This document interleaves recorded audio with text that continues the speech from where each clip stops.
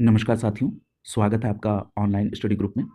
घटना चक्र की करंट से संबंधित दृष्टि निरंतर सीरीज के अंतर्गत आज की क्लास में अनेक महत्वपूर्ण टॉपिक कंप्लीट करा दिए जाएंगे।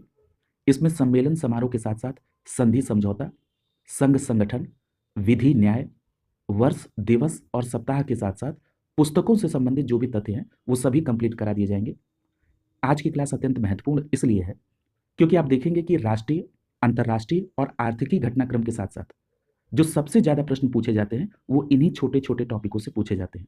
जैसे पिछली क्लास में आपने देखा था कि चर्चित व्यक्ति, चर्चित स्थल, पुरस्कार, योजना, अभियान और जो प्रमुख समितियां गठित की गई हैं, इन सभी टॉपिक को कंप्लीट कराया गया है और आज इन टॉपिकों को कंप्लीट करा दिया जाएगा।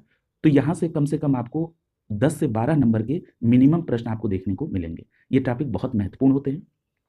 तो चलिए प्रारंभ करते हैं आज का ये सेशन।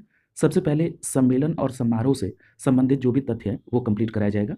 सबसे पहला यहाँ पर टॉपिक लिखा है कि 5वीं आसियान डिजिटल मंत्रियों की बैठक 2025।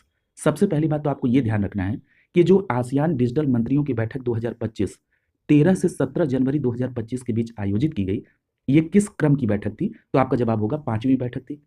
दूसरी बात कि जो 13 से 17 जनवरी 2025 के बीच 5वीं आसियान डिजिटल मंत्रियों की बैठक 2025 आयोजित हुई, वो कहां पर आयोजित हुई? तो आपका जवाब होगा थाईलैंड के बैंकॉक में। अब ये प्रश्न उठता है कि जो थाईलैंड के बैंकॉक में 5वीं आसियान डिजिटल मंत्रियों की बैठक 2025 13 से 17 जनवरी 2025 के बीच आयोजित की गई, इसका विषय क्या था? तो याद रखेंगे इसका विषय था सुरक्षित, अभिनव, समावेशी आसियान के डिजिटल भविष्य को आकार देना। क्लियर? तो ये बात ध्यान में रखेंगे, सुरक्षित, अभिनव, समावेशी आसियान के डिजिटल भविष्य को आकार देना। इंग्लिश में आप क्या कहेंगे? Secure, innovative, inclusive, shaping ASEAN's digital future. Clear? तो ये दोनों बातें आपको ध्यान में रखनी है। क्लियर? अब देखिए यहाँ पर आसियान की चर्चा हुई। अब आप इसको कैसे कोरिलेट करके याद रखेंगे? यहाँ पर आसियान के बारे में आपको संक्षिप्त बातें ध्यान में रखनी होगी।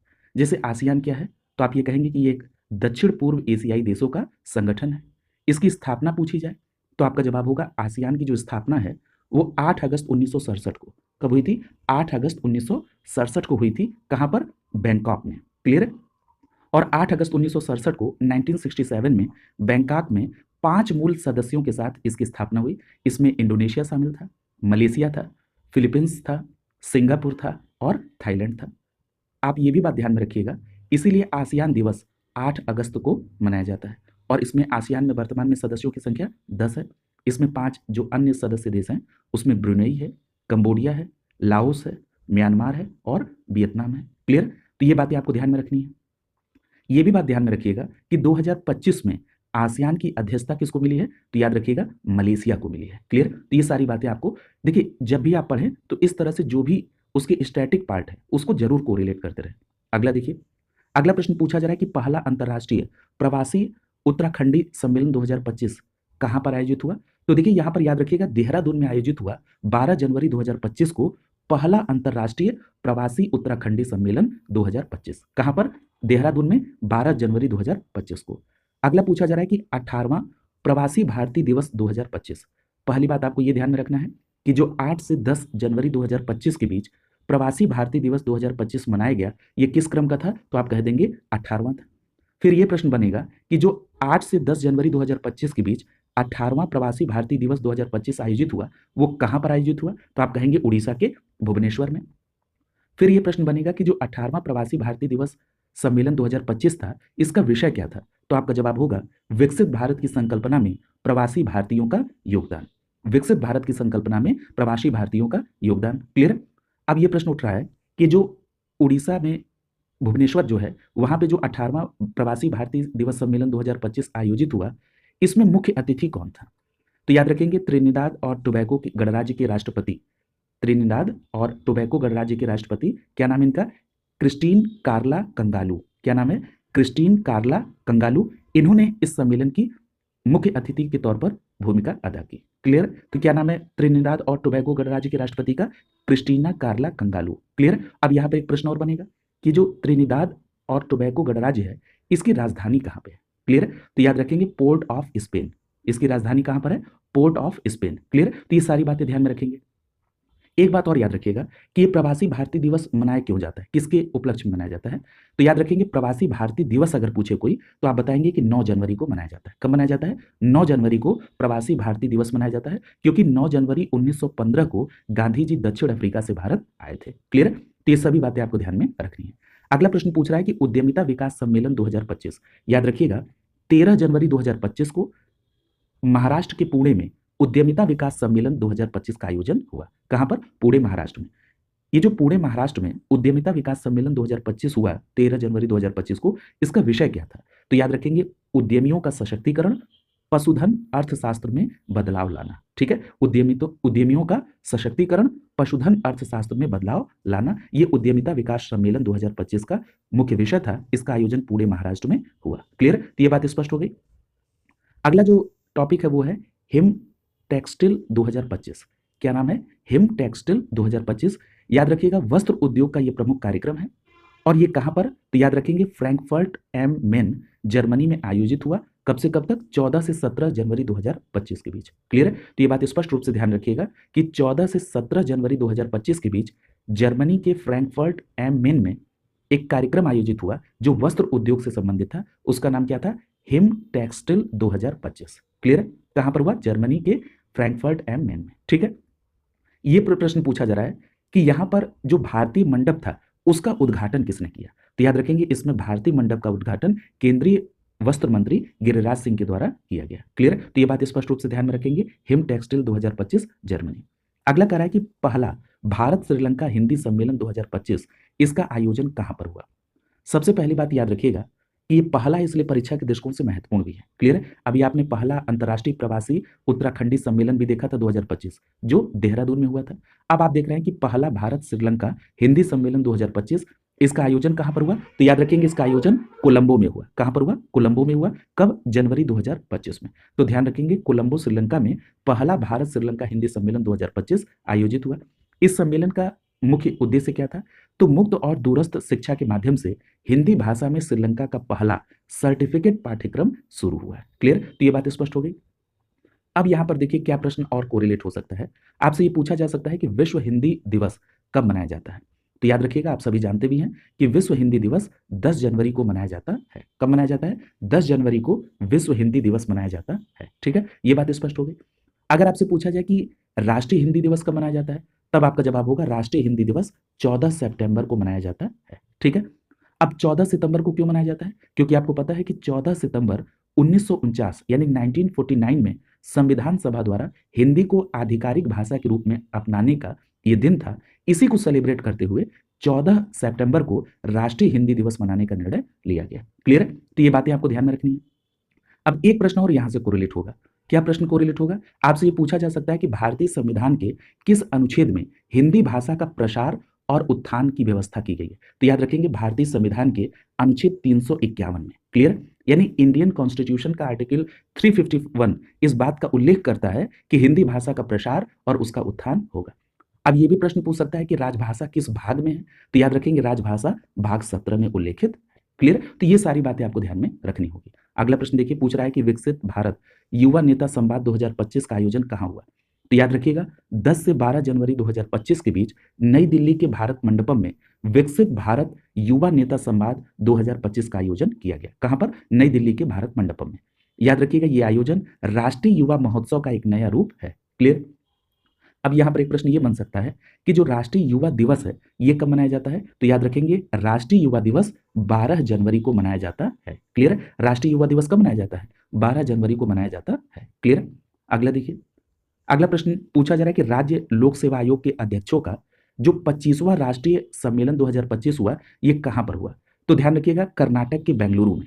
ठीक है, यहां पर दो बातें आपको ध्यान रखनी है कि जो राज्य लोक सेवा आयोग के अध्यक्षों का बैठक हुआ 2025 ये किस क्रम का था। तो याद रखेंगे 25वां था। और 25वां जो राष्ट्रीय सम्मेलन हुआ 2025 ये किसका? राज्य लोक सेवा आयोग के अध्यक्षों का। कहां पर हुआ? तो याद रखेंगे स्पष्ट रूप से कर्नाटक के बेंगलुरु में। और याद रखिएगा कि उपराष्ट्रपति जगदीप धनखड़ साहब ने इस सम्मेलन का उद्घाटन किया था। क्लियर? अब देखिए यहां से भी आपसे स्टैटिक पार्ट में प्रश्न बन सकता है। आपसे ये पूछा जा सकता है कि संघ और राज्यों के लिए जो लोक सेवा का प्रावधान है ये भारतीय संविधान अर्थात इंडियन कॉन्स्टिट्यूशन किस आर्टिकल में इस बात का प्रावधान करता है। तो आप सभी इस बात से परिचित है कि अनुच्छेद 315 अनुच्छेद 315 कहता है कि संघ और राज्यों के लिए लोक सेवा आयोग होगा।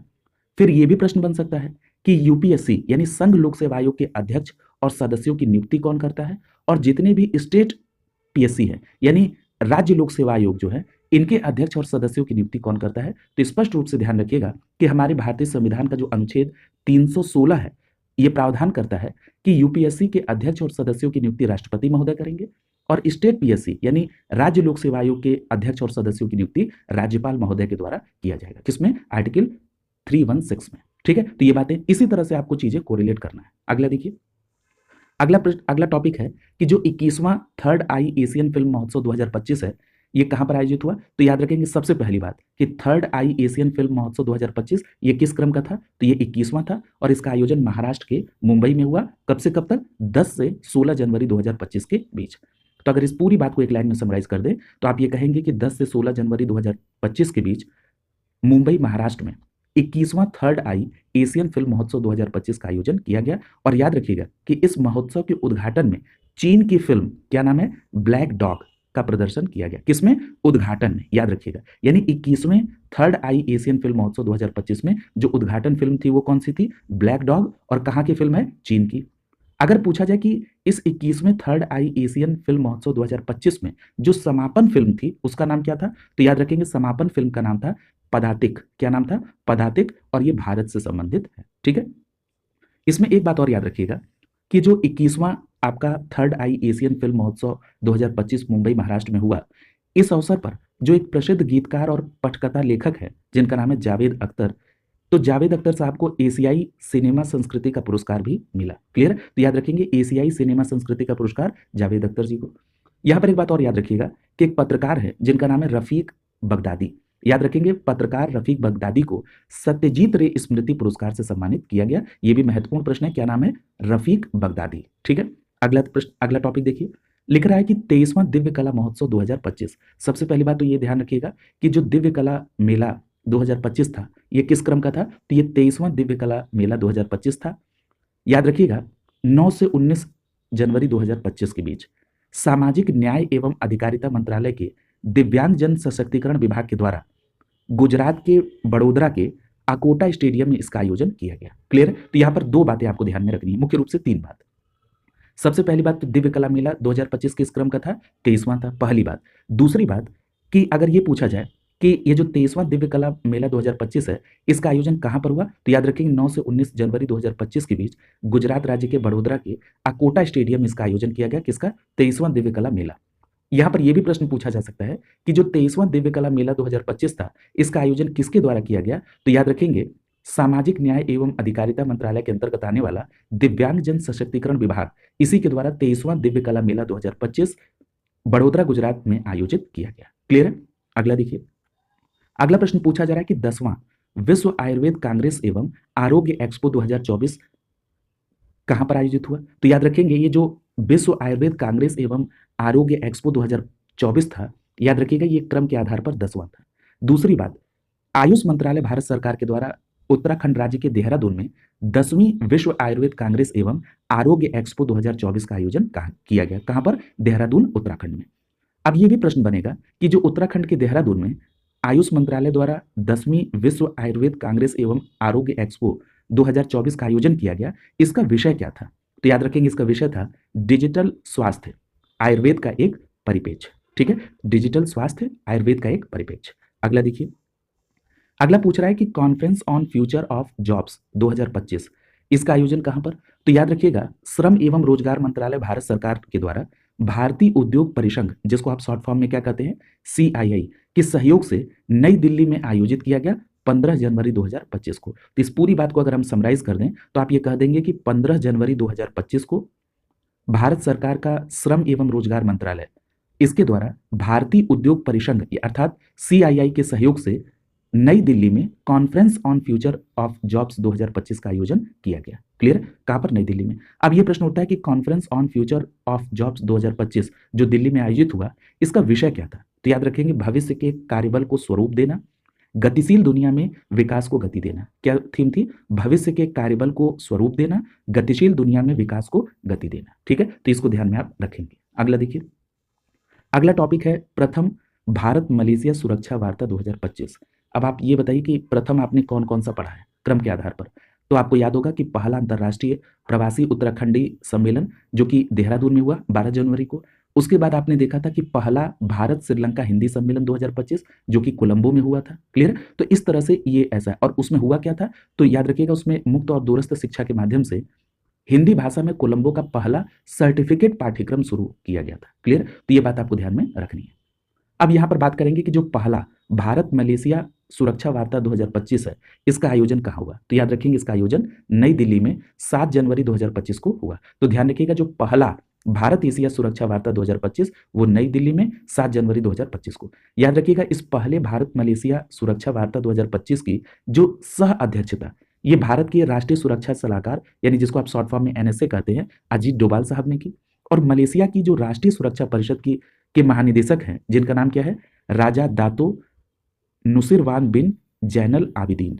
क्या नाम है, राजा दातो नुसीरवान बिन जैनल आबिदीन। ठीक है, ये कौन है, ये मलेशिया के राष्ट्रीय सुरक्षा परिषद के महानिदेशक है और इसमें अजीत डोभाल साहब भारत की तरफ से थे। ठीक है, तो ये बात ध्यान में रखिएगा। अगला टॉपिक है 11वीं भारत यूरोपीय संघ मानवाधिकार वार्ता 2025। सबसे पहली बात याद रखिएगा कि भारत और यूरोपीय संघ मानवाधिकार वार्ता 2025 ये किस क्रम का था, तो ये 11वीं थी। दूसरी बात, आयोजन कहां पर हुआ, नई दिल्ली में। और कब हुआ, तो 8 जनवरी 2025 को। तो याद रखेंगे 8 जनवरी 2025 को नई दिल्ली में 11वीं भारत और यूरोपीय संघ मानवाधिकार वार्ता 2025 का आयोजन किया गया। यहां पर याद रखिएगा कि इस वार्ता की जो सह अध्यक्षता है वो विदेश मंत्रालय में जो संयुक्त सचिव पीयूष श्रीवास्तव जी है इनके, और भारत में यूरोपीय संघ के राजदूत हर्वे डेल्फिन ने की है। ठीक है, तो ये बात आप ध्यान में रखिएगा। अगला देखिए, अगला प्रश्न पूछ रहा है कि 8वां इंडस फूड 2025 का आयोजन। तो सबसे पहली बात तो ये स्पष्ट हो गया ना कि इंडस फूड 2025 किस क्रम का था, 8वां था। दूसरी बात, इसका आयोजन कहां पर हुआ और किसके द्वारा किया गया। तो याद रखेंगे एशिया की प्रमुख वार्षिक खाद्य एवं पेय व्यापार प्रदर्शनी India exposition mart greater Noida में आयोजित किया गया। क्लियर, ये बात स्पष्ट हो गई ना कि इंडिया एक्सपोजिशन मार्ट जो कि ग्रेटर नोएडा में आयोजित हुआ ये एशिया की प्रमुख वार्षिक खाद्य एवं पेय व्यापार प्रदर्शनी थी और इसको शॉर्ट फॉर्म में आप क्या कर रहे हैं, इंडस फूड 2025। और किस क्रम का था, 8वां। तो 8वां इंडस फूड 2025 कहां पर, ग्रेटर नोएडा में। कब से कब तक, 8 से 10 जनवरी 2025 के बीच। अब ये प्रश्न उठता है कि ये किसके द्वारा आयोजित किया गया। स्पष्ट रूप से याद रखिएगा कि जो 8वां इंडस फूड 2025 ग्रेटर नोएडा में आयोजित हुआ ये भारत सरकार के वाणिज्यिक विभाग के सहयोग से भारतीय व्यापार संवर्धन परिषद द्वारा आयोजित किया गया। क्लियर, तो 8वां इंडस फूड 2025 भारतीय व्यापार संवर्धन परिषद के द्वारा किसके सहयोग से, वाणिज्य विभाग भारत सरकार के सहयोग से। कहां पर, ग्रेटर नोएडा में। तो याद रखेंगे ये यूपी स्पेशल में भी ये प्रश्न इंपॉर्टेंट हो जाएगा। अगला देखिए, अगला करें कि कंज्यूमर इलेक्ट्रॉनिक्स शो 2025 का आयोजन कहां पर हुआ। तो याद रखेंगे कंज्यूमर इलेक्ट्रॉनिक्स शो जिसको आप शॉर्ट फॉर्म में CES 2025 कहते हैं, इसका आयोजन यूएसए के लॉस वेगास में किया गया। कब से कब तक, 7 से 10 जनवरी 2025 के बीच। तो स्पष्ट रूप से ध्यान रखेंगे कि 7 से 10 जनवरी 2025 के बीच यूएसए के लॉस वेगास में कंज्यूमर इलेक्ट्रॉनिक्स शो अर्थात CES 2025 का आयोजन किया गया। और याद रखिएगा कि जो यूएसए के लॉस वेगास में कंज्यूमर इलेक्ट्रॉनिक्स शो का आयोजन हुआ, इस शो में विश्व भर की कंपनियों के द्वारा जो नवीनतम उत्पाद या सेवाएं थी उनको प्रदर्शित किया गया। क्लियर, कहां पर हुआ, यूएसए के लॉस वेगास। अगला प्रश्न पूछ रहा है कि अंतरराष्ट्रीय, अगला जो टॉपिक है वो है अंतरराष्ट्रीय पर्यटन मेला यानी FITUR 2025 का आयोजन।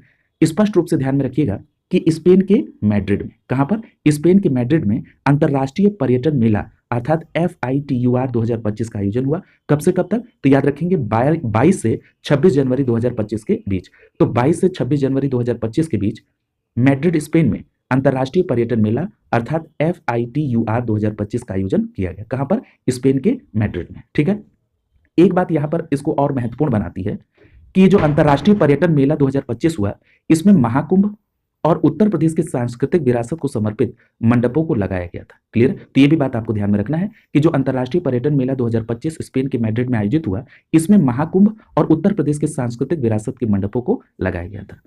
अगला प्रश्न पूछा जा रहा है कि 27वीं अंतरराष्ट्रीय वेदांत कांग्रेस 2025 का आयोजन कहां पर हुआ।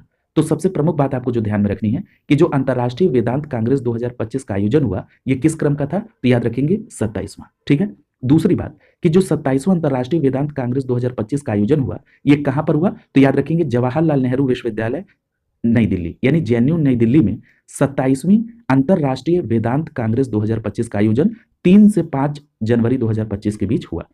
अब ये प्रश्न उठता है कि जो जेएनयू में 27वीं अंतर्राष्ट्रीय वेदांत कांग्रेस 2025 का आयोजन हुआ, इसका विषय क्या था? तो याद रखेंगे इसका विषय था वैदांतिक विश्व व्यवस्था की पुनर्कल्पना। क्या था? वैदांतिक विश्व व्यवस्था की पुनर्कल्पना। और जो सबसे महत्वपूर्ण बात कि जो उपराष्ट्रपति जगदीप धनखड़ साहब है वो इस सम्मेलन में मुख्य अतिथि के रूप में भाग लिए। तो जो जेएनयू में 27वीं अंतर्राष्ट्रीय वेदांत कांग्रेस 2025 का आयोजन था, इसमें मुख्य अतिथि कौन थे? उपराष्ट्रपति जगदीप धनखड़ साहब।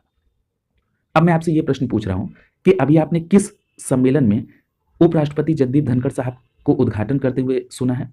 तो याद रखिएगा, जो राज्य लोक सेवा आयोग के अध्यक्षों की जो 25वीं राष्ट्रीय सम्मेलन कर्नाटक के बेंगलुरु में आयोजित की गई, उस सम्मेलन में भी उपराष्ट्रपति जगदीप धनखड़ साहब ने उसका उद्घाटन किया था। और यहाँ पर 27वें अंतर्राष्ट्रीय वेदांत कांग्रेस जो कि जेएनयू नई दिल्ली में 3 से 5 जनवरी 2025 के बीच आयोजित किया गया, इसमें भी मुख्य अतिथि के तौर पर उपराष्ट्रपति जगदीप धनखड़ साहब पार्टिसिपेट किए।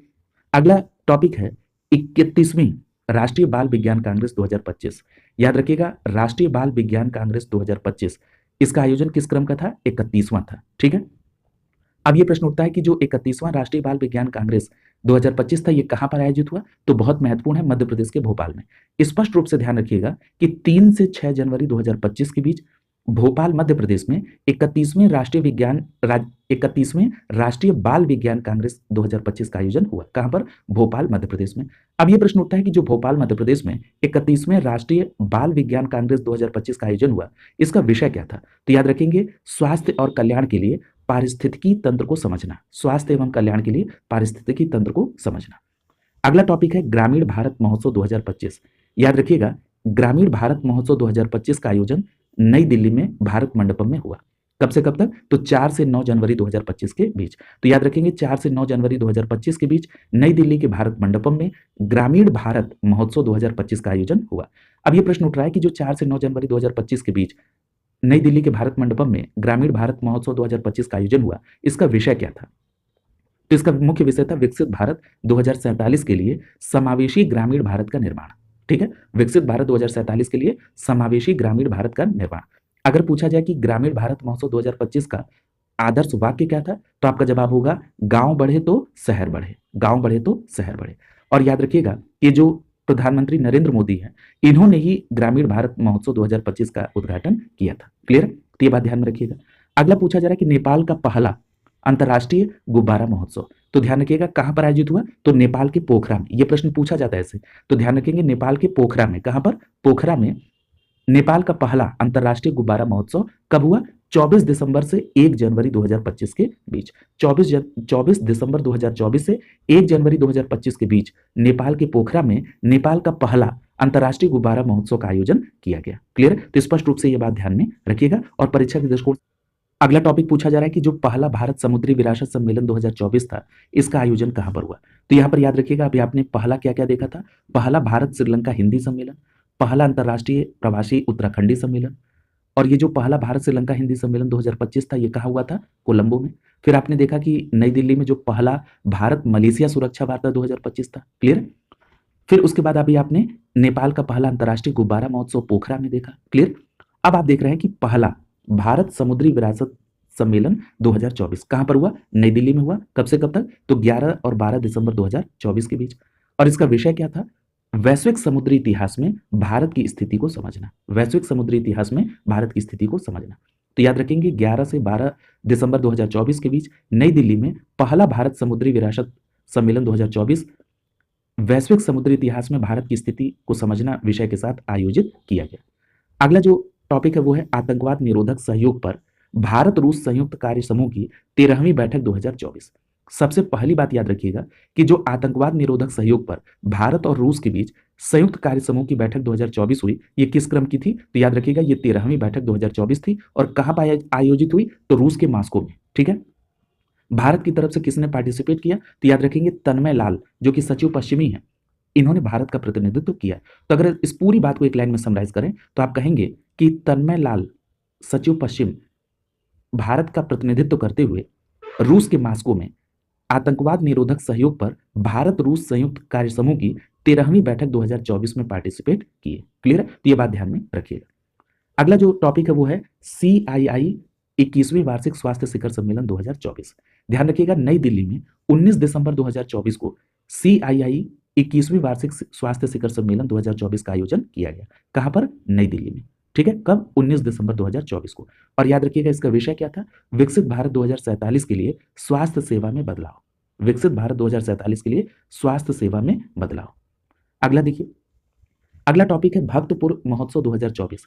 कहां पर हुआ? सबसे पहली बात तो याद रखेंगे, नेपाल में भक्तपुर महोत्सव 2024 हुआ। और कब से कब तक? तो 13 से 18 दिसंबर 2024 के बीच भक्तपुर में, जो कि नेपाल में है, यहां पर भक्तपुर महोत्सव 2024 हुआ। याद रखिएगा कि भक्तपुर में ये जो भक्तपुर दरबार स्क्वायर है और चांगू नारायण मंदिर, ये यूनेस्को धरोहर स्थल स्थित है। ठीक है, तो ये बात आपको ध्यान में रखेंगे कि ये यूनेस्को धरोहर स्थल है। कौन? भक्तपुर दरबार स्क्वायर और चांगू नारायण मंदिर। और ये कहां पर है? भक्तपुर, नेपाल में। क्लियर?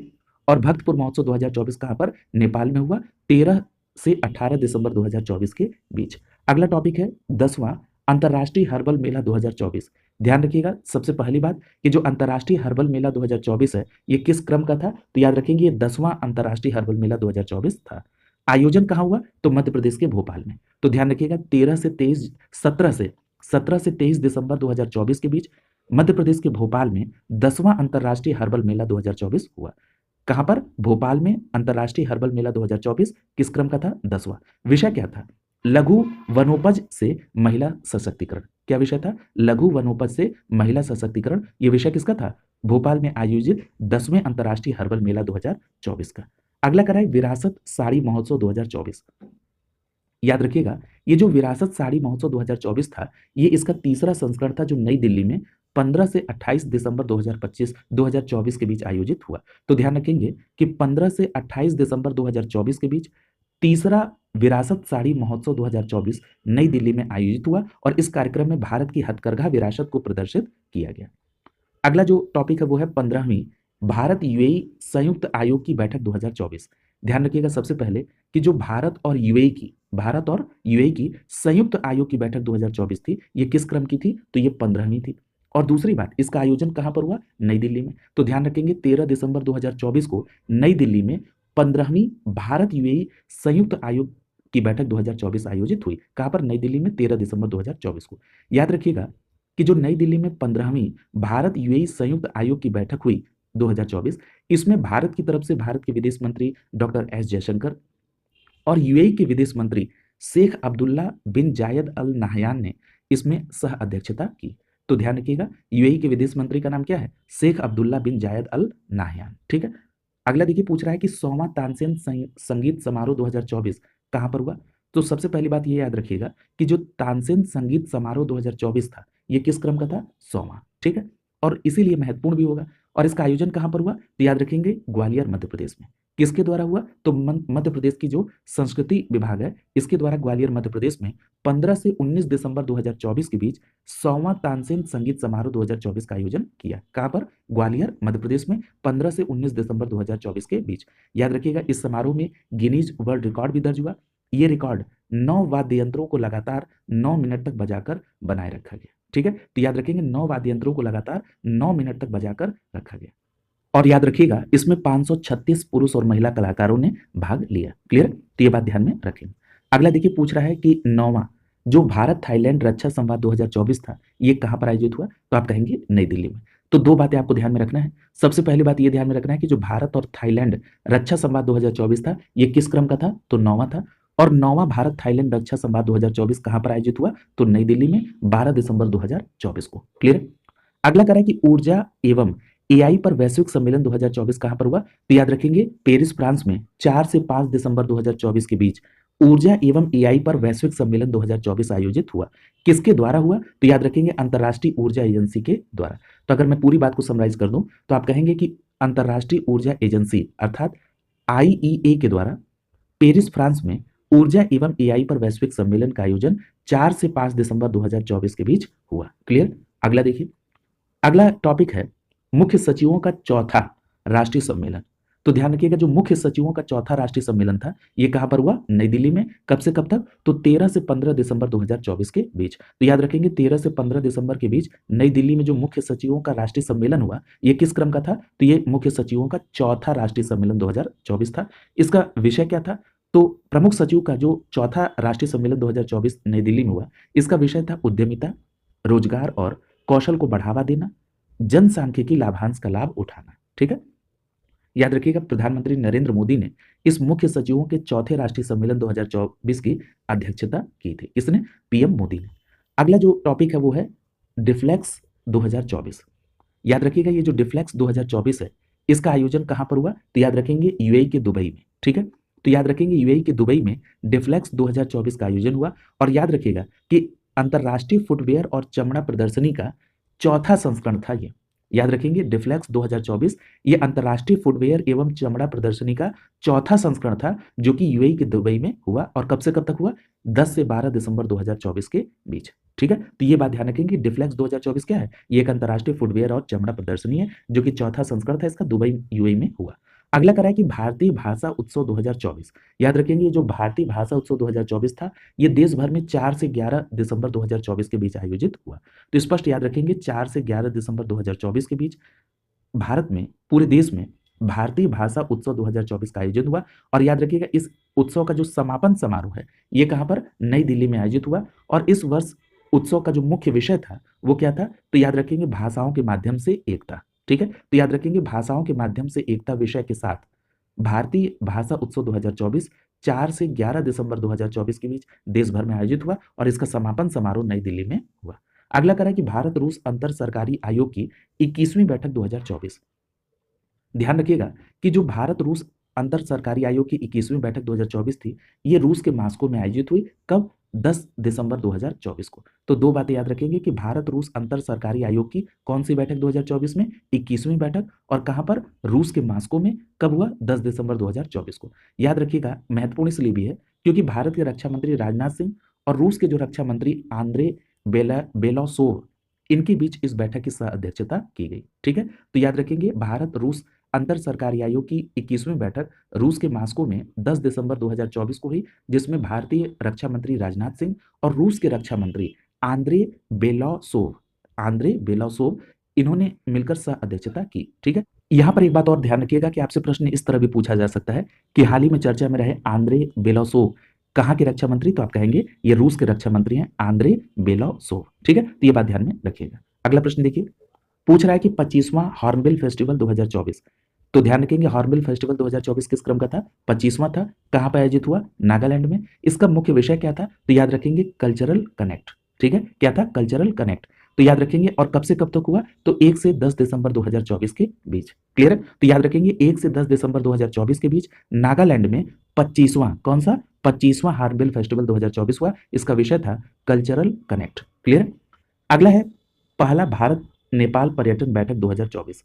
याद रखिएगा कि भारतीय दूतावास काठमांडू द्वारा नेपाल पर्यटन बोर्ड के सहयोग से काठमांडू में पहला भारत नेपाल पर्यटन बैठक 2024 हुआ। कब? 10 दिसंबर 2024 को। तो याद रखेंगे 10 दिसंबर 2024 को काठमांडू में पहला भारत नेपाल पर्यटन बैठक 2024 हुआ। किसके सहयोग से हुआ? तो याद रखेंगे भारतीय दूतावास काठमांडू द्वारा नेपाल पर्यटन बोर्ड के सहयोग से। अगला देखिए, अगला टॉपिक है अष्टलक्ष्मी महोत्सव 2024। याद रखेंगे नई दिल्ली के भारत मंडपम में अष्टलक्ष्मी 2024 महोत्सव का आयोजन किया गया। और कब से कब तक? तो 6 से 8 दिसंबर 2024 के बीच। याद रखिएगा इस समारोह का उद्घाटन या इस महोत्सव का उद्घाटन भी पीएम मोदी ने ही किया। और ये जो भारत मंडपम नई दिल्ली में 6 से 8 दिसंबर 2024 के बीच अष्टलक्ष्मी महोत्सव 2024 हुआ, जिसका पीएम ने उद्घाटन किया, इसका उद्देश्य क्या है? तो याद रखेंगे अष्टलक्ष्मी महोत्सव 2024 का उद्देश्य पूर्वोत्तर भारत की जो सांस्कृतिक विविधता है उसको प्रदर्शित करना और आर्थिक अवसरों को बढ़ावा देना। कहाँ के? इस क्षेत्र के, पूर्वी भारत की। ठीक है, अगला देखिए, अगला प्रश्न आपसे पूछा जा रहा है कि चौथा इंडिया इंटरनेट गवर्नेंस फोरम, जिसको आप शॉर्ट फॉर्म में कहते हैं IIGF 2024 का आयोजन कहाँ हुआ? तो देखिए सबसे पहली बात ये ध्यान रखिएगा, जो पहली बात आपको ध्यान में रखना है कि जो इंडिया इंटरनेट गवर्नेंस फोरम अर्थात IIGF 2024 है, ये किस क्रम का था? तो याद रखिएगा ये चौथा था। दूसरी बात ध्यान रखिएगा, इलेक्ट्रॉनिकी एवं सूचना प्रौद्योगिकी मंत्रालय साथ ही साथ national internet exchange of India के द्वारा नई दिल्ली के भारत मंडपम में 9 से 10 दिसंबर 2024 के बीच चौथा इंडिया इंटरनेट गवर्नेंस फोरम आयोजित हुआ। कौन सा? चौथा इंडिया इंटरनेट गवर्नेंस फोरम, जो कि IIGF के नाम से जानते हैं, भारत मंडपम नई दिल्ली में आयोजित हुआ 9 से 10 दिसंबर 2024 के बीच। क्लियर? और किसके द्वारा? तो कोलैबोरेशन था इलेक्ट्रॉनिकी एवं सूचना प्रौद्योगिकी मंत्रालय और national internet exchange of India के द्वारा। याद रखिएगा, ये जो सम्मेलन हुआ जिसको आप कह रहे हैं कि ये चौथा इंडिया इंटरनेट गवर्नेंस फोरम था, इसका विषय क्या था? तो इसका विषय था भारत के लिए इंटरनेट गवर्नेंस में नवाचार। भारत के लिए इंटरनेट गवर्नेंस में नवाचार। अगला कह रहा है कि अंतर्राष्ट्रीय गीता महोत्सव 2024। याद रखिएगा, जो अंतर्राष्ट्रीय गीता महोत्सव 2024 था, ये 28 नवंबर से 15 दिसंबर 2024 के बीच हरियाणा के कुरुक्षेत्र में आयोजित किया गया। तो याद रखेंगे, हरियाणा के कुरुक्षेत्र में 28 नवंबर से 15 दिसंबर 2024 के बीच अंतर्राष्ट्रीय गीता महोत्सव 2024 का आयोजन किया गया।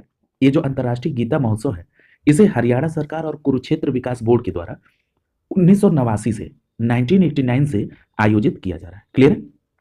और याद रखेंगे, अंतर्राष्ट्रीय गीता महोत्सव 2024 का आयोजन कुरुक्षेत्र हरियाणा में हुआ। कब से कब तक? 28 नवंबर से 15 दिसंबर 2024 के बीच।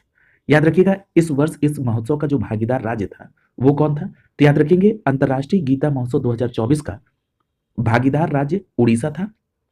और जो अगर भागीदार देश पूछा जाए तो याद रखेंगे, संयुक्त गणराज्य तंजानिया इसका भागीदार देश था। तो भागीदार राज्य उड़ीसा और भागीदार देश संयुक्त गणराज्य तंजानिया। ठीक है, तो ये बात ध्यान में रखिएगा। अगला देखिए, अगला टॉपिक है the rising Rajasthan global investment summit 2024। याद रखिएगा, राजस्थान सरकार के द्वारा जयपुर में the rising Rajasthan global investment summit 2024 का आयोजन 9 से 11 दिसंबर 2024 को किया। कहां पर? जयपुर में। और इसका उद्घाटन भी PM मोदी के द्वारा किया गया था। क्लियर? अगला है दूसरा भारत नेपाल सांस्कृतिक उत्सव 2024। ध्यान रखिएगा, ये जो भारत और नेपाल के बीच में सांस्कृतिक उत्सव 2024 था, ये किस क्रम का था? दूसरा था। दूसरी बात कि जो दूसरा भारत नेपाल सांस्कृतिक उत्सव 2024 है, इसका आयोजन कहां पर हुआ? तो याद रखेंगे, नेपाल के लुम्बिनी में 8 दिसंबर 2024 को दूसरा भारत नेपाल सांस्कृतिक उत्सव 2024 आयोजित हुआ। कहां पर? लुम्बिनी, नेपाल में। याद रखिएगा, इसे नेपाल में भारतीय दूतावास और लुम्बिनी विकास न्यास के द्वारा आयोजित किया गया। अगला जो टॉपिक है वो है दोहा फोरम 2024। याद रखिएगा, ये जो दोहा फोरम 2024 है, ये कहां पर आयोजित हुआ?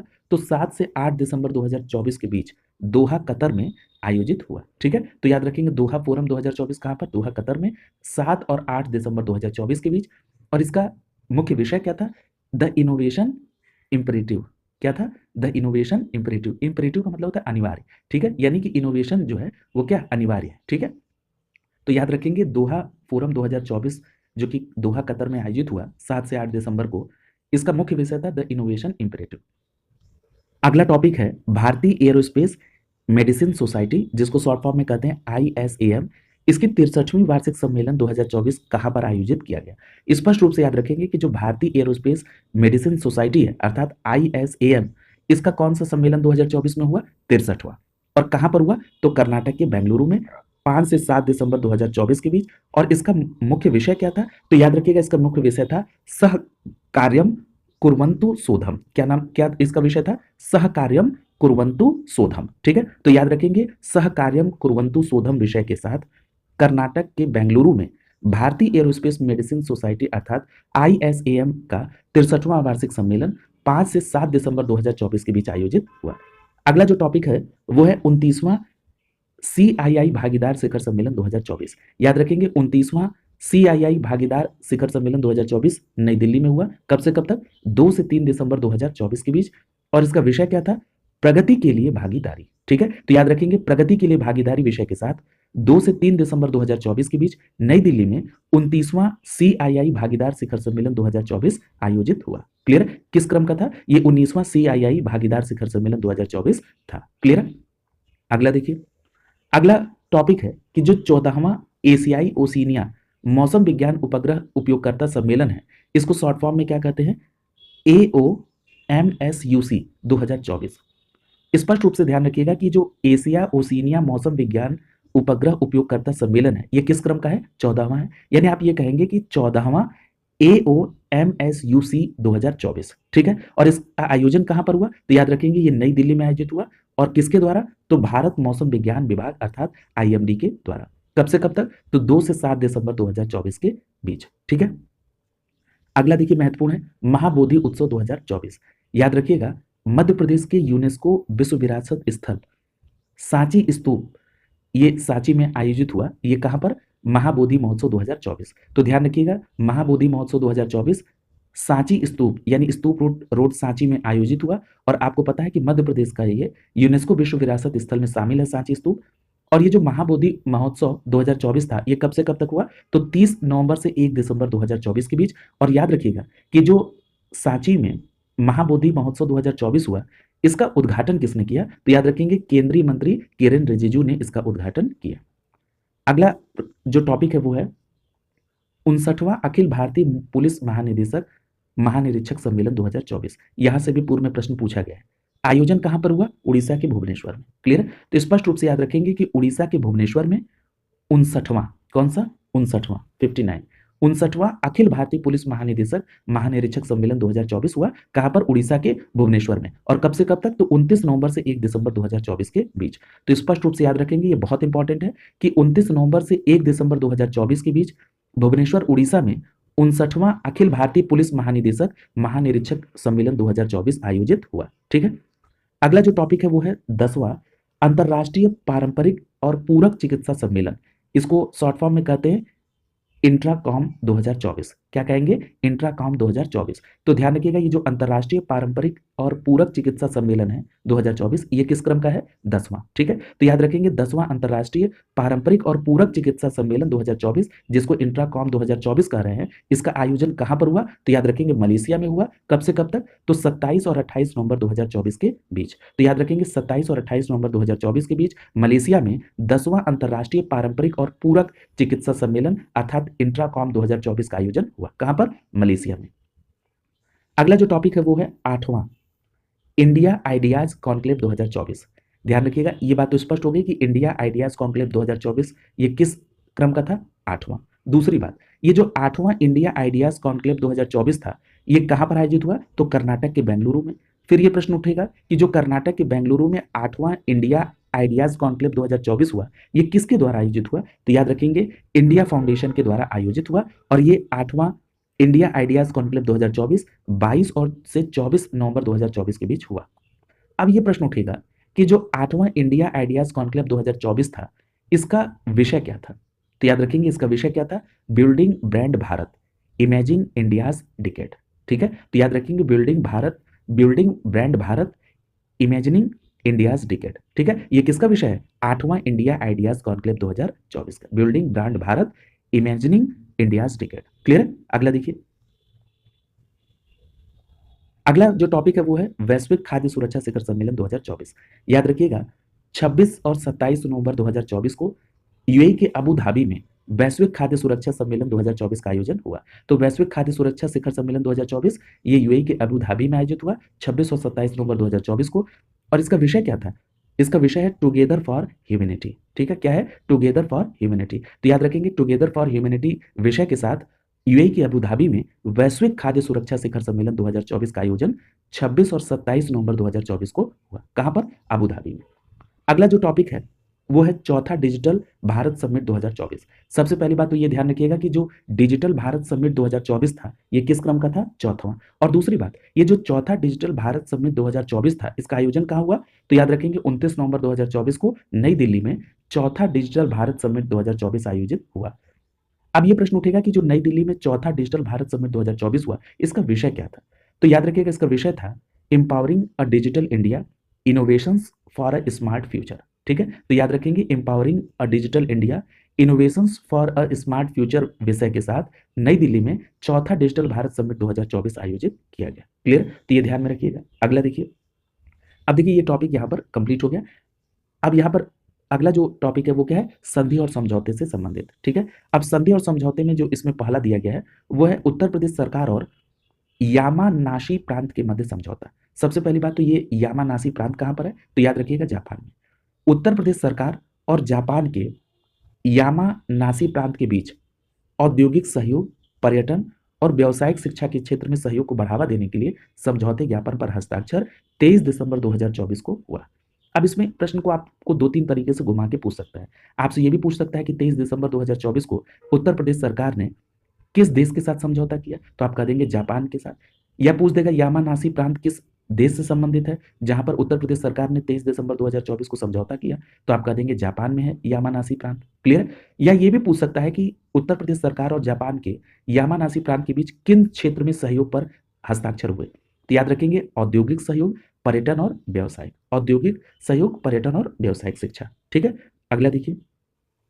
अगला पूछा जा रहा है कि भारत सरकार एशियाई विकास बैंक के मध्य समझौता, यानी एशियाई विकास बैंक के मतलब एडीबी के साथ।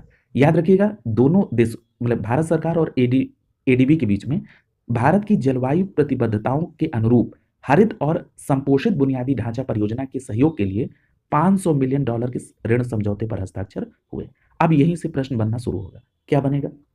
सबसे पहली बात तो ये पूछा जा सकता है कि भारत सरकार और एशियाई विकास बैंक अर्थात एडीबी के बीच में किस क्षेत्र के लिए $500 मिलियन के ऋण समझौते पर हस्ताक्षर हुआ?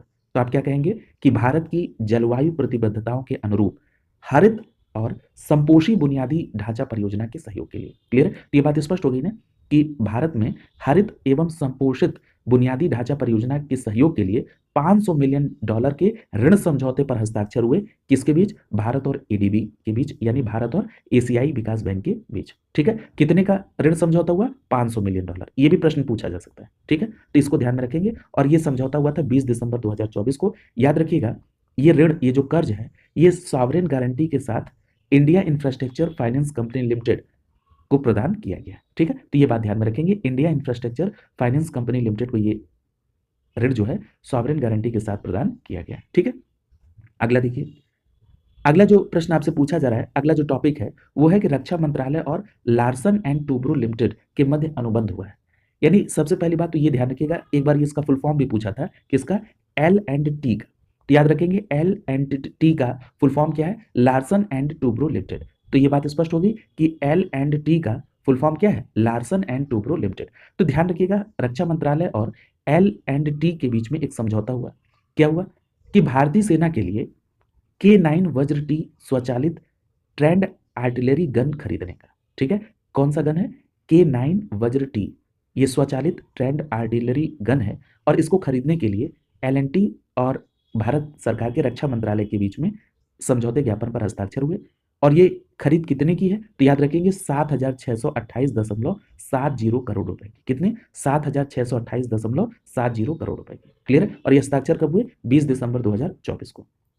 अगला जो टॉपिक है वो है मल्टी मॉडल और एकीकृत लॉजिस्टिक्स पारिस्थितिक तंत्र कार्यक्रम हेतु समझौता, यानी बात हो रही है इस्माइल की। याद रखिएगा भारत सरकार और एशियाई विकास बैंक यानी एडीबी के द्वारा इस कार्यक्रम की सुदृढ़ीकरण के दूसरे उप कार्यक्रम के तहत $350 मिलियन के नीति आधारित ऋण पर हस्ताक्षर किए गए। ठीक है? तो ये बात स्पष्ट हो गई ना कि भारत सरकार और एशियाई विकास बैंक यानी एडीबी के बीच ये जो इस्माइल कार्यक्रम है, जिसको आप कह रहे हैं कि मल्टी मॉडल एवं एकीकृत लॉजिस्टिक्स पारिस्थितिकी तंत्र, ये जो इस्माइल कार्यक्रम है, इस कार्यक्रम की सुदृढ़ीकरण के दूसरे उप कार्यक्रम के तहत, ठीक है, यानी इसको और मजबूत बनाने का जो दूसरा उप कार्यक्रम है, इसके तहत $350 मिलियन का नीति आधारित ऋण प्रोवाइड किया गया। किसके द्वारा? एशियाई डेवलपमेंट बैंक के द्वारा यानी एडीबी के द्वारा। कब? 20 दिसंबर 2024 को। क्लियर है? तो दो ऋण आपने देख लिए। एक ऋण था कितने का? $500 मिलियन का, जो कि भारत में हरित एवं संपोषित बुनियादी ढांचा परियोजना के में सहयोग के लिए एडीबी ने दिया 20 दिसंबर को। और दूसरा कब दिया? तो दूसरा आप देख रहे हैं कि एडीबी ने $350 मिलियन का नीति आधारित ऋण समझौता किया भारत सरकार के साथ। इसमें इस्माइल कार्यक्रम के सुदृढ़ीकरण के लिए दूसरे उप कार्यक्रम के तहत ये $350 मिलियन दिया गया है। ठीक है? याद रखिएगा ये जो इस्माइल कार्यक्रम आप देख रहे हैं, जिसको आप कह रहे हैं कि मल्टी मॉडल एवं एकीकृत लॉजिस्टिक्स पारिस्थितिक तंत्र है, याद रखिएगा इस्माइल कार्यक्रम का उद्देश्य लॉजिस्टिक्स ढांचे में सुधार करना, निर्माण क्षमता को बढ़ाना और देश में मजबूत आपूर्ति श्रृंखलाओं का निर्माण करना। ठीक है? तो ये बात ध्यान में रखिएगा। अगला जो टॉपिक है वो है ट्रांस पैसिफिक पार्टनरशिप के लिए व्यापक और प्रगतिशील समझौता। ठीक है? तो ध्यान रखिएगा ट्रांस पैसिफिक पार्टनरशिप के लिए व्यापक एवं प्रगतिशील समझौता, जिसको शॉर्ट फॉर्म में आप कह रहे हैं CPTPP। ठीक है? CPTPP।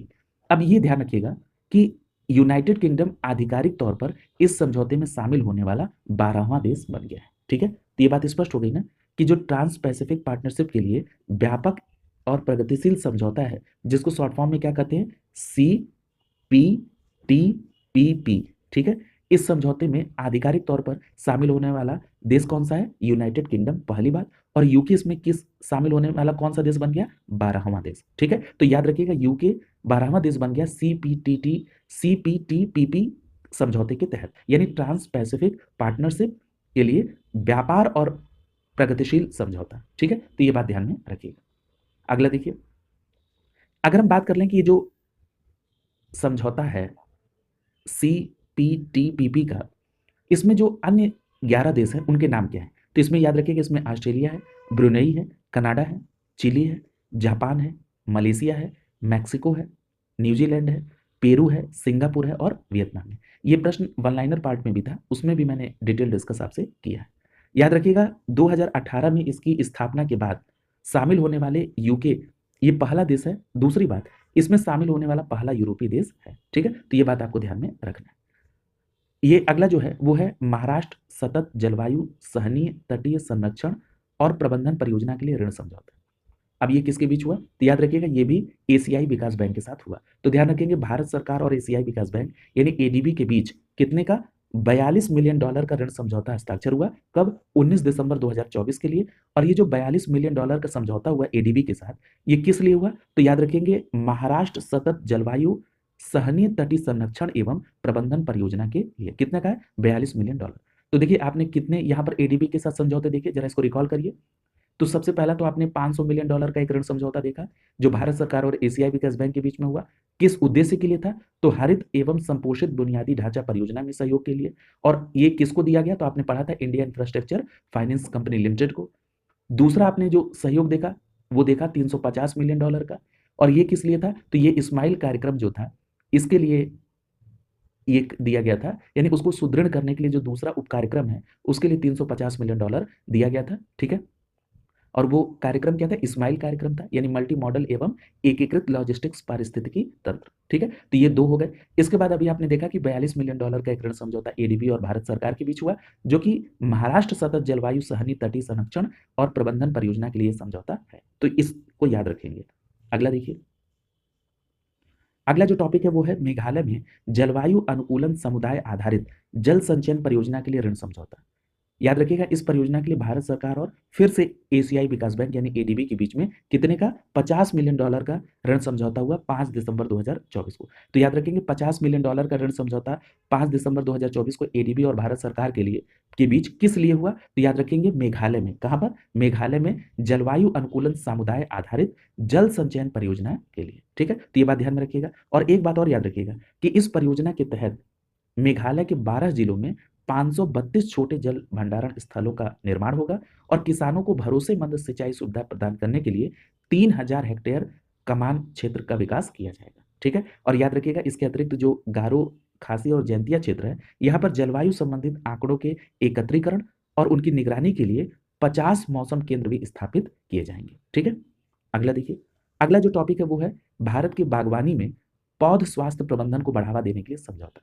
तो ध्यान रखिएगा ये जो भारत में बागवानी में पौध स्वास्थ्य प्रबंधन को समझौता हुआ बढ़ावा देने के लिए, ये किसके बीच हुआ, तो ये भी भारत सरकार और एशियाई विकास बैंक एडीबी के बीच में। ये कितने का था, $98 मिलियन का समझौता हुआ। और कब हुआ, 29 नवंबर 2024 को। ठीक है, तो याद रखेंगे भारत सरकार और एडीबी के बीच में जो $98 मिलियन का समझौता हुआ था, ये भारत में बागवानी में पौध स्वास्थ्य प्रबंधन को बढ़ावा देने के लिए हुआ था।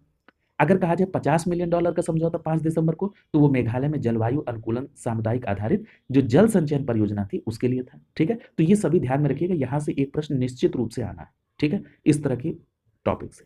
अगला देखिए, अगला है संघ और संगठन। इसमें देखिए सबसे पहले लिखा है सशस्त्र सीमा बल यानी एसएसबी।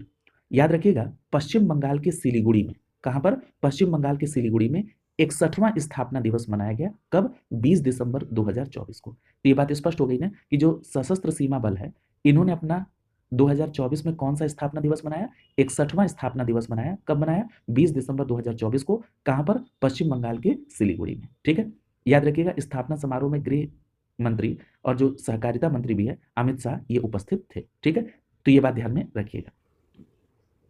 अगला टॉपिक है भारतीय अक्षय ऊर्जा विकास एजेंसी लिमिटेड अर्थात इरेडा के संदर्भ में।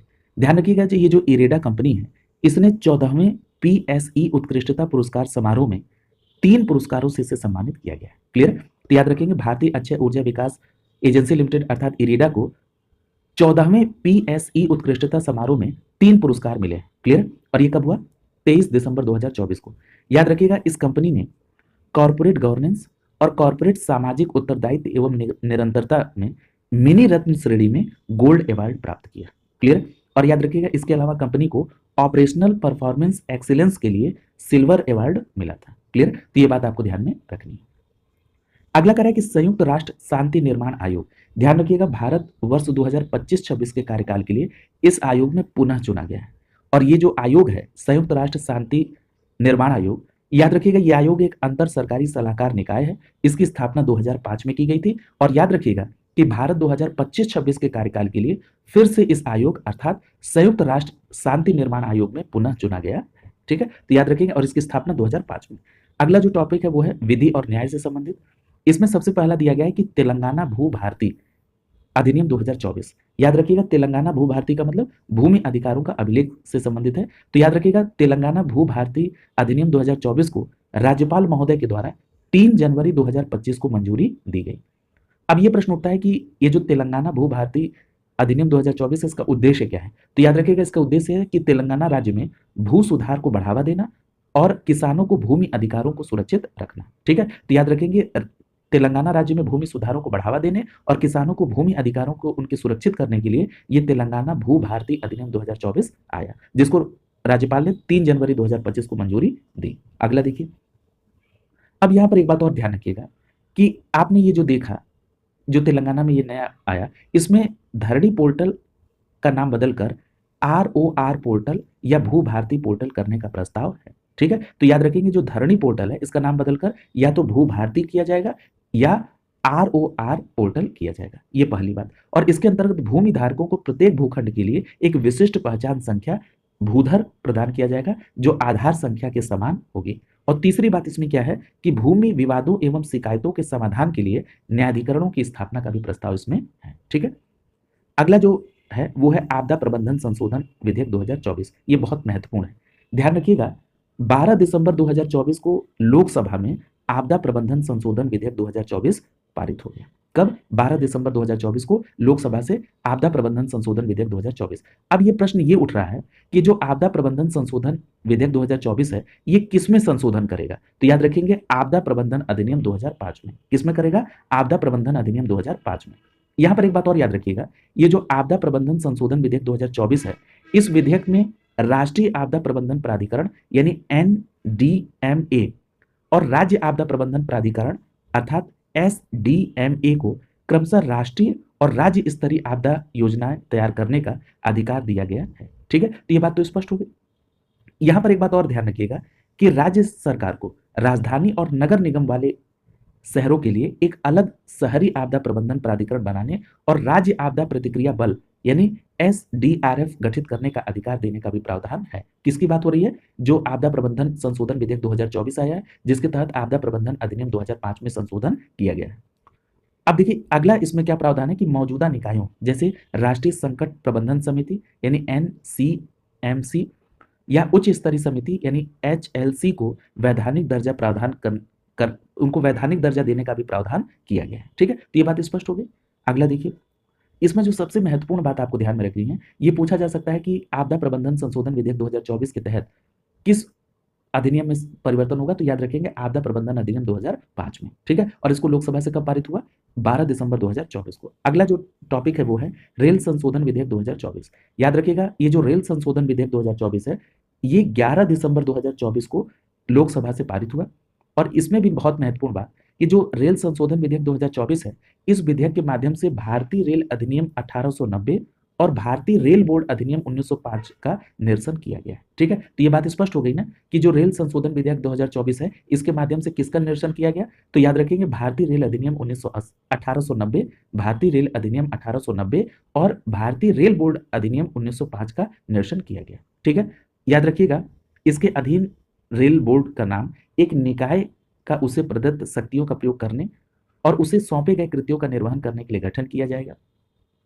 ठीक है, तो ये बात स्पष्ट हो गया कि रेल बोर्ड नामक एक जो निकाय है उसे उसे प्रदत्त शक्तियों का प्रयोग करने और उसे सौंपे गए कृत्यों के निर्वहन के लिए उसका गठन होगा। दूसरी बात याद रखिएगा, इस विधेयक में सरकार को रेलवे बोर्ड के सदस्यों की संख्या, योग्यता, सर्विस की शर्तें तय करने और बोर्ड के अध्यक्ष और सदस्यों की नियुक्ति प्रक्रिया की देखरेख करने का अधिकार भी दिया गया है।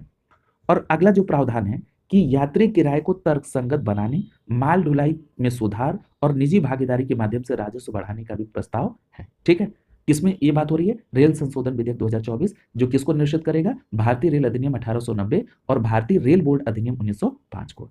अगला जो है वो है वॉयलर अधिनियम 2024। याद रखिएगा, ये जो वॉयलर विधेयक 2024 है, ये वॉयलर विधेयक 2024 राज्यसभा से 4 दिसंबर 2024 को पारित हुआ। याद रखिएगा, ये जो वॉयलर विधेयक 2024 है, इसका उद्देश्य है कि वॉयलर अधिनियम 1923 को प्रतिस्थापित किया जाए। किसको प्रतिस्थापित करेगा? बॉयलर अधिनियम 1923 को।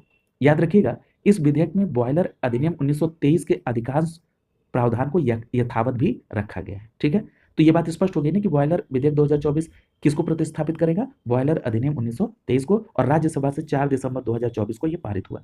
अब यहाँ पर याद रखिएगा, ये जो बॉयलर विधेयक 2024 है, ये प्रावधान करेगा कि बॉयलर निर्माताओं को बॉयलर और बॉयलर घटकों के डिजाइन को प्रमाणित करना अनिवार्य होगा। ठीक है, और एक बात और याद रखिएगा कि इसमें केंद्रीय वाणिज्य एवं उद्योग मंत्री पीयूष गोयल के द्वारा, ठीक है, इसको पेश किया गया। ठीक है, तो ये बात स्पष्ट रूप से आपको ध्यान में रखना है। अगला है बैंक कार्य विधियां संशोधन विधेयक 2024। ध्यान रखिएगा, लोकसभा ने 3 दिसंबर 2024 को लोकसभा ने 3 दिसंबर 2024 को बैंक कार्य विधियां संशोधन विधेयक 2024 को पारित किया, और इस विधेयक में भारतीय रिजर्व बैंक अधिनियम 1934, बैंक कार्य विनिमय अधिनियम 1949 और भारतीय स्टेट बैंक अधिनियम कौन सा है? 1955। ठीक है, भारतीय स्टेट बैंक अधिनियम 1955 और बैंक कार्य कंपनी उपक्रमों का अर्जन और अंतरण अधिनियम 1970, बैंक कार्य कंपनी उपक्रमों के अर्जन और अंतरण अधिनियम 1980 में ये संशोधन करेगा। ठीक है, तो ये बात भी आप ध्यान में रखिएगा कि बैंक कार्य विधियां संशोधन विधेयक 2024 किसमें संशोधन करेगा? तो आरबीआई अधिनियम 1934 में, बैंक कार्य विनियम अधिनियम 1949 में, स्टेट बैंक अधिनियम 1955 में, और फिर इधर बैंक कार्य कंपनी 1970 और बैंक कार्य कंपनी 1980 में ये संशोधन करेगा। ठीक है, तो ये बात स्पष्ट हो गई। अगला देखिए, अगला कह रहा है कि इस विधेयक में यह प्रावधान किया गया है कि बैंक खाता धारक को अपने खाते में 4 नॉमिनी जोड़ने का अधिकार होगा। कितने? 4 नॉमिनी।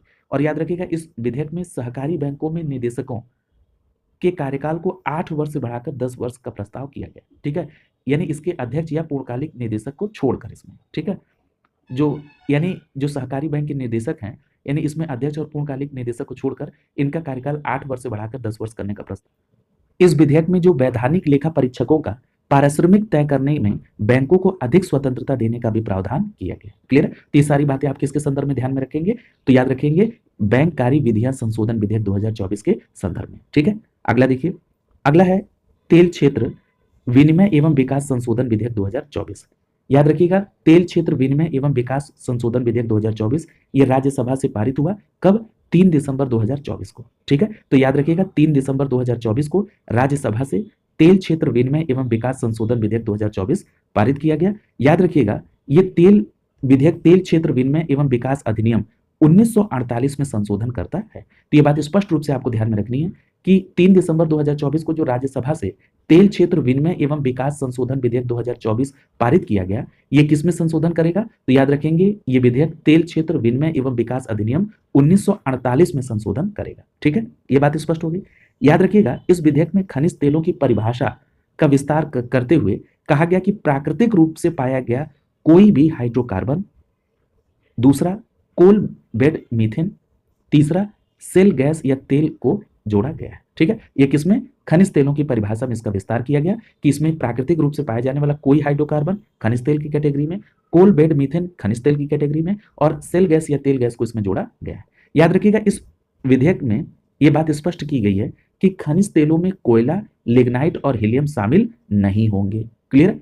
खनिज तेल में कोयला, लिग्नाइट और हीलियम शामिल नहीं होंगे। और याद रखिएगा, विधेयक में खनन पट्टे के स्थान पर, यानी जो शब्द होता है खनन पट्टा, इस शब्द के स्थान पर पेट्रोलियम पट्टे शब्द का प्रयोग किया जाएगा। ठीक है, और याद रखिएगा, इस विधेयक में नियमों का उल्लंघन करने पर दोषी व्यक्ति को 25 लाख रुपए जुर्माना का भी प्रावधान किया गया। कितने का? 25 लाख का। अगला देखिए, अगला जो टॉपिक है वो है ऑस्ट्रेलिया में 16 वर्ष से कम उम्र के बच्चों के लिए सोशल मीडिया के उपयोग पर प्रतिबंध लगा दिया गया। तो ध्यान रखिएगा, ये ऑस्ट्रेलिया द्वारा ये विधेयक पारित हुआ है। क्या पारित किया गया? कितने आयु वर्ग से? 16 वर्ष से अगर कोई कम उम्र का बच्चा होगा तो वो सोशल मीडिया का उपयोग नहीं करेगा। ये विधेयक कहाँ पर पारित हुआ? ऑस्ट्रेलिया में, नवंबर 2024 में। और ये विधेयक इस बात का प्रावधान करता है कि टिकटॉक हो, फेसबुक हो, स्नैपचैट हो, एक्स हो, इंस्टाग्राम हो, ये जितने भी सोशल मीडिया प्लेटफॉर्म हैं, यहाँ पर 16 वर्ष से कम आयु के बच्चों को अकाउंट खोलने पर उनको विफल कर दिया जाए, और अगर कोई ऐसा प्रयास करता है तो उसके ऊपर 50 मिलियन ऑस्ट्रेलियाई डॉलर का जुर्माना भी लगाया जाए। क्लियर? तो ये बात ध्यान में रखिएगा। अगला जो टॉपिक है वो है वर्ष, दिवस और सप्ताह से संबंधित। ये भी बहुत इंपॉर्टेंट है, यहां से भी प्रश्न आते हैं। इसमें सबसे पहला दिया गया है अंतर्राष्ट्रीय शिक्षा दिवस। जनवरी का ये दिवस है। क्या है? अंतर्राष्ट्रीय शिक्षा दिवस, और ये है 24 जनवरी 2025 को। तो स्पष्ट याद रखेंगे कि अंतर्राष्ट्रीय शिक्षा दिवस कब मनाया जाता है? 24 जनवरी को। और ये जो 24 जनवरी 2025 को अंतर्राष्ट्रीय शिक्षा दिवस मनाया गया, इसका मुख्य विषय क्या था? तो इसका मुख्य विषय है AI and education, preserving human agency in the world of automation. ठीक है, क्या है विषय इसका? AI and education, preserving human agency in a world of automation. Clear? तो ये बात ध्यान में रखेंगे अंतर्राष्ट्रीय शिक्षा दिवस के विषय के संदर्भ में। एक बात और स्पष्ट कर दें यहाँ पर कि 24 जनवरी को ही राष्ट्रीय बालिका दिवस भी मनाया जाता है। ठीक है, तो याद रखेंगे 24 जनवरी को अंतर्राष्ट्रीय शिक्षा दिवस और 24 जनवरी को राष्ट्रीय बालिका दिवस मनाया गया। क्लियर है? अगला देखिए, अगला है राष्ट्रीय युवा दिवस। याद रखिएगा 12 जनवरी 2025 को, 12 जनवरी 2025 को राष्ट्रीय युवा दिवस मनाया गया। याद रखिएगा ये जो राष्ट्रीय युवा दिवस 12 जनवरी को मनाया जाता है, ये किसके? तो ये स्वामी विवेकानंद की जयंती के उपलक्ष्य में मनाया जाता है। राष्ट्रीय युवा दिवस 12 जनवरी 2025 को। ठीक है, तो ये भी बात ध्यान में रखिएगा। अब अगला जो है वो दिसंबर के बारे में दे रहा है। जरा यहाँ पर कुछ और दिवस जरा देख लीजिए, बहुत इंपॉर्टेंट है। जैसे एक बहुत महत्वपूर्ण है भारतीय सेना दिवस। तो याद रखेंगे भारतीय सेना दिवस जो है ये 15 जनवरी को मनाया गया। कब? 15 जनवरी को भारतीय सेना दिवस मनाया गया। क्लियर? इसी तरह से एक दिवस याद रखिएगा कि 11 जनवरी, क्या है? 11 जनवरी, याद रखिएगा 11 जनवरी को लाल बहादुर शास्त्री की पुण्यतिथि थी। 11 जनवरी को लाल बहादुर शास्त्री की पुण्यतिथि। और एक बात और याद रखिएगा 11 जनवरी से ही, कि 11 जनवरी से लेकर 17 जनवरी, 11 जनवरी से लेकर 17 जनवरी 2025 के बीच में राष्ट्रीय सड़क सुरक्षा सप्ताह मनाया गया। तो राष्ट्रीय सड़क सुरक्षा सप्ताह कब से कब तक? 11 से 17 जनवरी 2025 के बीच में। ठीक है, और अभी आपने पीछे तो पढ़ा ही है कि 10 जनवरी को विश्व हिंदी दिवस मनाया जाता है। ठीक है, तो ये सारी बातें आपको ध्यान में रखनी होंगी। अगला देखिए, अगला है राष्ट्रीय उपभोक्ता दिवस। याद रखिएगा ये भी बहुत इंपॉर्टेंट है। 24 दिसंबर 2024 को राष्ट्रीय उपभोक्ता दिवस मनाया गया, और इसका विषय क्या था? वर्चुअल सुनवाई और उपभोक्ता न्याय तक डिजिटल पहुंच। वर्चुअल सुनवाई और उपभोक्ता न्याय तक डिजिटल पहुंच, ये विषय था 24 दिसंबर 2024 को मनाए गए राष्ट्रीय उपभोक्ता दिवस का। ठीक है, तो ये बात स्पष्ट रूप से ध्यान में रखिएगा। ठीक है, अगला देखिए, अगला है पहला विश्व ध्यान दिवस। देखिए इस पे चर्चा हुई भी है, ध्यान रखिएगा ये पहला है। ठीक है, तो ये आने की संभावना ज्यादा है, तो ये इंपॉर्टेंट है। ध्यान रखिएगा पहला विश्व ध्यान दिवस कब मनाया गया? 21 दिसंबर 2024 को, और इसका विषय क्या था? वैश्विक शांति और सद्भाव के लिए ध्यान। तो ध्यान रखेंगे इसमें कि वैश्विक शांति और सद्भाव के लिए ध्यान विषय के साथ 21 दिसंबर 2024 को पहला विश्व ध्यान दिवस मनाया गया। कब? 21 दिसंबर को। अगला जो है वो है राष्ट्रीय सुशासन दिवस। ये बहुत पॉपुलर है। याद रखिएगा 25 दिसंबर 2024 को राष्ट्रीय सुशासन दिवस मनाया गया। और याद रखिएगा ये जो राष्ट्रीय सुशासन दिवस 25 दिसंबर को मनाया जाता है, ये भारत के पूर्व प्रधानमंत्री अटल बिहारी वाजपेयी के जन्म दिवस के अवसर पर मनाया जाता है। 25 दिसंबर को सुशासन दिवस। अगला जो दिवस है वो है अंतर्राष्ट्रीय प्रवासी दिवस। याद रखिएगा जो अंतर्राष्ट्रीय प्रवासी दिवस है ये 18 दिसंबर 2024 को मनाया गया। तो याद रखेंगे अंतर्राष्ट्रीय प्रवासी दिवस कब मनाया गया? 18 दिसंबर 2024 को।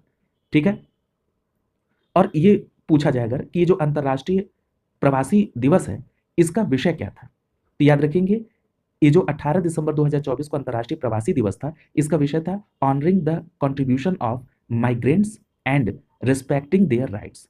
Honouring the contributions of migrant and respecting their rights, ये है अंतर्राष्ट्रीय प्रवासी दिवस 18 दिसंबर 2024 का विषय। अगला है विजय दिवस। तो याद रखिएगा 16 दिसंबर 2024 को। कब? 16 दिसंबर 2024 को विजय दिवस मनाया गया। याद रखिएगा ये जो दिवस है विजय दिवस, ये 1971 में पाकिस्तान पर भारत की विजय के उपलक्ष्य में ये विजय दिवस मनाया जाता है, और ये कब मनाया गया? 16 दिसंबर 2024 को। ये 1971 के युद्ध के संदर्भ में। अगला है अंतर्राष्ट्रीय सार्वभौमिक स्वास्थ्य कवरेज दिवस। याद रखिएगा ये जो अंतर्राष्ट्रीय सार्वभौमिक स्वास्थ्य कवरेज दिवस है ये 12 दिसंबर 2024 को मनाया गया। क्या नाम है? अंतर्राष्ट्रीय सार्वभौमिक स्वास्थ्य कवरेज दिवस 12 दिसंबर 2024 को। स्पष्ट है? अगला देखिए, यहां पर एक चीज और ध्यान रखिएगा कि जो मुख्य विषय की बात हो रही है ये किसकी है? ये अंतर्राष्ट्रीय सार्वभौमिक स्वास्थ्य कवरेज दिवस।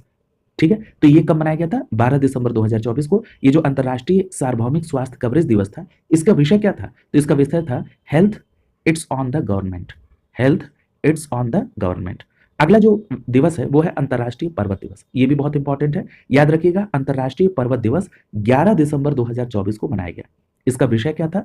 एक सतत भविष्य के लिए पर्वतीय समाधान, नवाचार, अनुकूलन और युवा। क्लियर? तो याद रखेंगे एक सतत भविष्य के लिए पर्वतीय समाधान, नवाचार, अनुकूलन और युवा विषय के साथ 11 दिसंबर 2024 को अंतर्राष्ट्रीय पर्वत दिवस मनाया गया। क्लियर?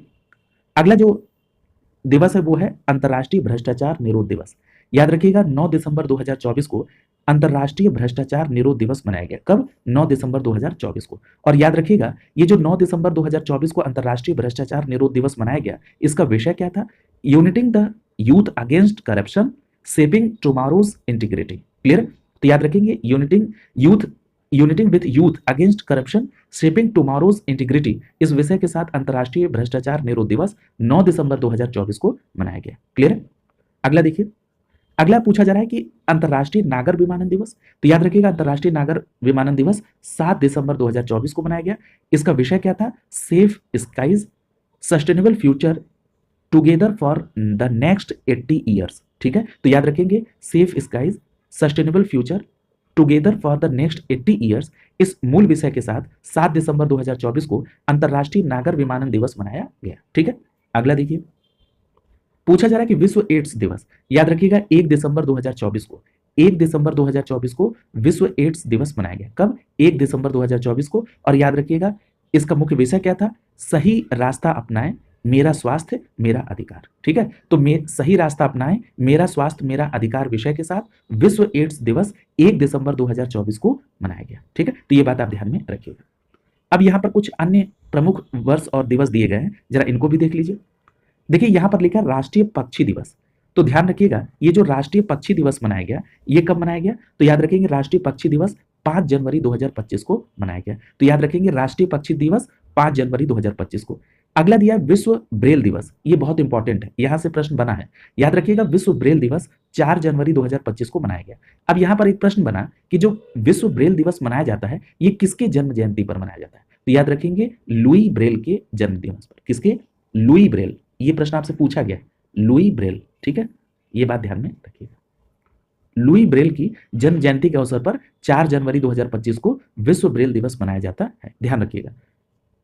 अगला है वैश्विक परिवार दिवस। ये 1 जनवरी 2025 को वैश्विक परिवार दिवस मनाया गया। ये भी ध्यान रखिएगा 1 जनवरी को वैश्विक परिवार दिवस। ठीक है, तो ये महत्वपूर्ण हो गया। यहां पर एक दिवस और बहुत महत्वपूर्ण है, उसको भी जरा शामिल करिए, जनवरी का है। वो कौन सा दिवस है? ये है 21 जनवरी। कौन सा? 21 जनवरी। ठीक है, अब 21 जनवरी को क्या महत्वपूर्ण बनाया गया था? तो याद रखिएगा 21 जनवरी को त्रिपुरा, मणिपुर और मेघालय इसका स्थापना दिवस मनाया गया था। त्रिपुरा, मणिपुर और मेघालय। तो ये भी तो प्रश्न बन सकता है कि ये जो स्थापना हुई 21 जनवरी को त्रिपुरा, मणिपुर और मेघालय की, इसका ईयर क्या है, वर्ष क्या है? तो आप तुरंत जवाब क्या देंगे? 1972। और यहां से प्रश्न आपके पॉलिटी में पूछा जाता है। ठीक है, तो याद रखेंगे, दोनों बातें ध्यान में रखिएगा। 21 जनवरी को त्रिपुरा, मणिपुर और मेघालय के स्थापना दिवस, और किस ईयर से संबंधित है ये? 1972 से। स्पष्ट हो गया? ये इसमें शामिल करना जरूरी था क्योंकि यहां से प्रश्न बन सकता है। इसी तरह एक दिवस बहुत महत्वपूर्ण जनवरी का ही है, वो है 25 जनवरी। 25 जनवरी। अब ये क्यों महत्वपूर्ण है भाई? 25 जनवरी को 2 दिवस मनाए जाते हैं। एक बहुत पॉपुलर है राष्ट्रीय मतदाता दिवस, ये 25 जनवरी को, और दूसरा राष्ट्रीय पर्यटन दिवस। ये दोनों दिवस 25 जनवरी को मनाए जाते हैं, राष्ट्रीय मतदाता दिवस और राष्ट्रीय पर्यटन दिवस। ये स्पष्ट हो गया। इसी तरह एक बार पूछा गया कि लाला लाजपत राय की जयंती कब मनाई जाती है? तो याद रखेंगे लाला लाजपत राय की जयंती 28 जनवरी को मनाई जाती है। कब? 28 जनवरी को लाला लाजपत राय की जयंती मनाई जाती है। क्लियर है? तो ये बात आपको स्पष्ट रूप से ध्यान में रखना है। अच्छा, अगला इसमें पूछा जाता है जैसे 30 जनवरी को, यह है शहीद दिवस। आपको पता है कि महात्मा गांधी की पुण्यतिथि है, उसी के उपलक्ष्य में 30 जनवरी को शहीद दिवस मनाया जाता है। ठीक है, तो ये सारी बातें आपको ध्यान में रखना है। इसी तरह अगर पूछा जाए कि गुरु गोविंद जयंती, तो आप बताएंगे 17 जनवरी को। ठीक है, ये बात स्पष्ट हो गई। अब आगे चलते हैं। अब बात करते हैं दिसंबर की। दिसंबर में दिया है कि महामारी की तैयारी का अंतर्राष्ट्रीय दिवस। तो याद रखेंगे महामारी की तैयारी का जो अंतर्राष्ट्रीय दिवस है ये 27 दिसंबर 2024 को मनाया गया। कब? 27 दिसंबर 2024। अगला है वीर बाल दिवस, ये भी बहुत इंपॉर्टेंट है। याद रखेंगे वीर बाल दिवस 26 दिसंबर 2024 को मनाया गया। अगला है राष्ट्रीय गणित दिवस। याद रखिएगा ये जो राष्ट्रीय गणित दिवस है ये 22 दिसंबर 2024 को मनाया गया। राष्ट्रीय गणित दिवस 22 दिसंबर। अगला क्या है? राष्ट्रीय किसान दिवस। तो याद रखेंगे राष्ट्रीय किसान दिवस 23 दिसंबर 2024 को मनाया गया। ठीक है, तो राष्ट्रीय गणित दिवस 22 दिसंबर 2024 और राष्ट्रीय किसान दिवस 23 दिसंबर 2024 को मनाया गया। अगला है राष्ट्रीय सुशासन सप्ताह।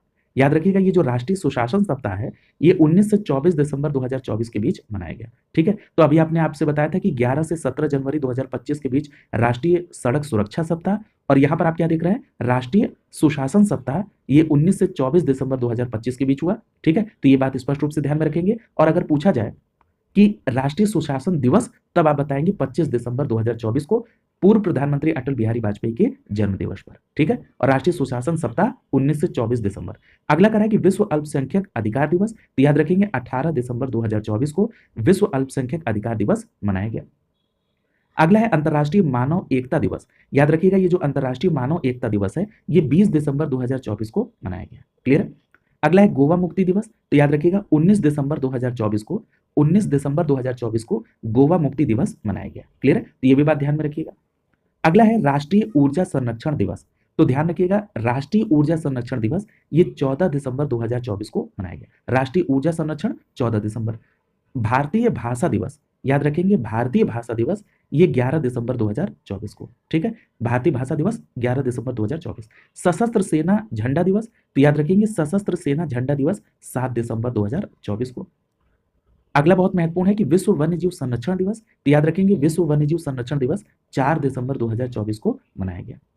अगला है भारतीय नौसेना दिवस। तो याद रखेंगे भारतीय नौसेना दिवस जो है ये 4 दिसंबर 2024 को। नौसेना दिवस 4 दिसंबर 2024 को। अगला पूछा जा रहा है कि राष्ट्रीय प्रदूषण निवारक दिवस। तो याद रखेंगे राष्ट्रीय प्रदूषण निवारक दिवस 2 दिसंबर 2024 को मनाया गया। और 2 दिसंबर को ही विश्व कंप्यूटर साक्षरता दिवस मनाया गया। ठीक है, तो जहां पर कंप्यूटर से संबंधित प्रश्न आते हैं वहां पर यह पूछा जा सकता है कि विश्व कंप्यूटर साक्षरता दिवस, तो आप कहेंगे 2 दिसंबर, और 2 दिसंबर को ही राष्ट्रीय प्रदूषण निवारण दिवस भी मनाया गया। अगला है विमानन सुरक्षा जागरूकता सप्ताह। तो याद रखेंगे 25 से 29 नवंबर 2024 के बीच। कब से? 25 से 29 नवंबर 2024 के बीच विमानन सुरक्षा जागरूकता सप्ताह मनाया गया। संविधान दिवस आप जानते हैं 26 नवंबर 2024 को। राष्ट्रीय दुग्ध दिवस। तो राष्ट्रीय दुग्ध दिवस कब मनाया गया? ये भी 26 नवंबर 2024 को ही राष्ट्रीय दुग्ध दिवस और संविधान दिवस मनाया गया। अगला है विश्व विरासत धरोहर सप्ताह 2024। याद रखिएगा 19 से 25 नवंबर 2024 के बीच। कब से? 19 से 25 नवंबर 2024 के बीच विश्व विरासत धरोहर सप्ताह 2024 मनाया गया। 19 से 25 नवंबर के बीच में। क्लियर है? तो ये बात स्पष्ट हो गई। तो यहाँ पर जितने भी महत्वपूर्ण दिवस थे वो आपने यहाँ पर कंप्लीट कर दिए। अच्छा, यहाँ पर दिसंबर में एक सप्ताह और यहाँ पर ध्यान रखिएगा जरा। जैसे अगर पूछा जाए कि विश्व मृदा दिवस, ये पूछा जा सकता है विश्व मृदा दिवस, तो याद रखिएगा 5 दिसंबर को। कब? 5 दिसंबर को विश्व मृदा दिवस मनाया गया। ठीक है, 5 दिवस को, ये ध्यान रखिएगा। अगला देखिए, अगला जो टॉपिक है वो है पुस्तकों से संबंधित। ठीक है, पुस्तकों के राइटर से संबंधित यहां पर ये प्रश्न है। इसमें सबसे पहला दिया गया है द अनयील्डिंग जज, the life and legacy of justice A.N. Grover. ये किसकी पुस्तक है? तो याद रखेंगे गौरी ग्रोवर की। ठीक है, तो याद रखेंगे गौरी ग्रोवर की पुस्तक का नाम एन अनयील्डिंग जज, the life and legacy of justice A.N. Grover. अगली पुस्तक का नाम है माय विलवर्ड लाइफ, माय विलवर्ड लाइफ। तो याद रखेंगे अमिताभ कुमार। ठीक है, अमिताभ कुमार की पुस्तक का नाम है माय विलवर्ड लाइफ। अगली जो पुस्तक है उसका नाम है parliament, powers, functions and privileges, एक कंपैरेटिव कॉन्स्टिट्यूशनल पर्सपेक्टिव। ये किसकी पुस्तक है? Doctor K.S. चौहान की। तो याद रखेंगे डॉक्टर K.S. चौहान से संबंधित पुस्तक का नाम parliament, powers, functions and privileges, A comparative constitutional perspective. ठीक है, तो ये बात आपको ध्यान में रखना है। किसका? Doctor K.S. चौहान। अगली जो पुस्तक है उसका नाम है wild fictions essays, wild fictions essays. ये किसकी है? अमिताभ घोष की, ठीक है। तो अमिताभ घोष की पुस्तक का नाम वाइल्ड फिक्शंस एसेज। अगला है how India scaled Mount G20। How India scaled Mount G20 the inside story of the G20 presidency. ये है अमिताभ कांत, ठीक है। तो अमिताभ कांत साहब की पुस्तक how India scaled Mount G20 the inside story of the G20 presidency. अगली पुस्तक का नाम है stumped life behind and beyond the 22 yards, ठीक है। तो पुस्तक का नाम क्या हो गया? Stumped life behind and beyond the 22 yards. और ये किससे संबंधित है? सैयद किरमानी से, ठीक है। अगली पुस्तक का है नाम bring it on the incredible story of my life. ये किसका है? दीपा मलिक। ये प्रश्न पूछा भी गया है, bring it on the incredible story of my life, Deepa Malik. अगली पुस्तक का नाम है new Bharat Modi's vision and development 2019 to 2024, ठीक है। तो याद रखिएगा ये किसकी पुस्तक है? रवि पराशर। तो रवि पराशर से संबंधित है new Bharat Modi's vision and development 2019 to 2024, ठीक है। तो ये बात ध्यान में रखेंगे। अगला देखिए किसकी पुस्तक है? रवि पराशर। अगली जो पुस्तक है उसका नाम क्या है? उसका नाम है व्हाट इज दिस हिंदू राष्ट्र। व्हाट इज दिस हिंदू राष्ट्र। ये किसका है? सीताराम येचुरी, ठीक है। सीताराम येचुरी साहब की एक पुस्तक और है the fight for the Republic, the fight for the Republic. और एक और पुस्तक है reflections on culture media science. ये किसकी है? सीताराम येचुरी। तो याद रखेंगे सीताराम येचुरी साहब की जो 3 पुस्तक है, एक पुस्तक का नाम है व्हाट इज दिस हिंदू राष्ट्र, the fight for the Republic, और क्या है? Reflections on culture media science. अगली पुस्तक का नाम है Tipu Sultan the saga of मैसूर्स interregnum. ये किसकी है? विक्रम संपत। देखिए इस पुस्तक का नाम है Tipu Sultan the saga of मैसूर्स interregnum 1760 से 1799, ठीक है। ये है पुस्तक, ठीक है। अगला देखिए किसकी है? विक्रम संपत की।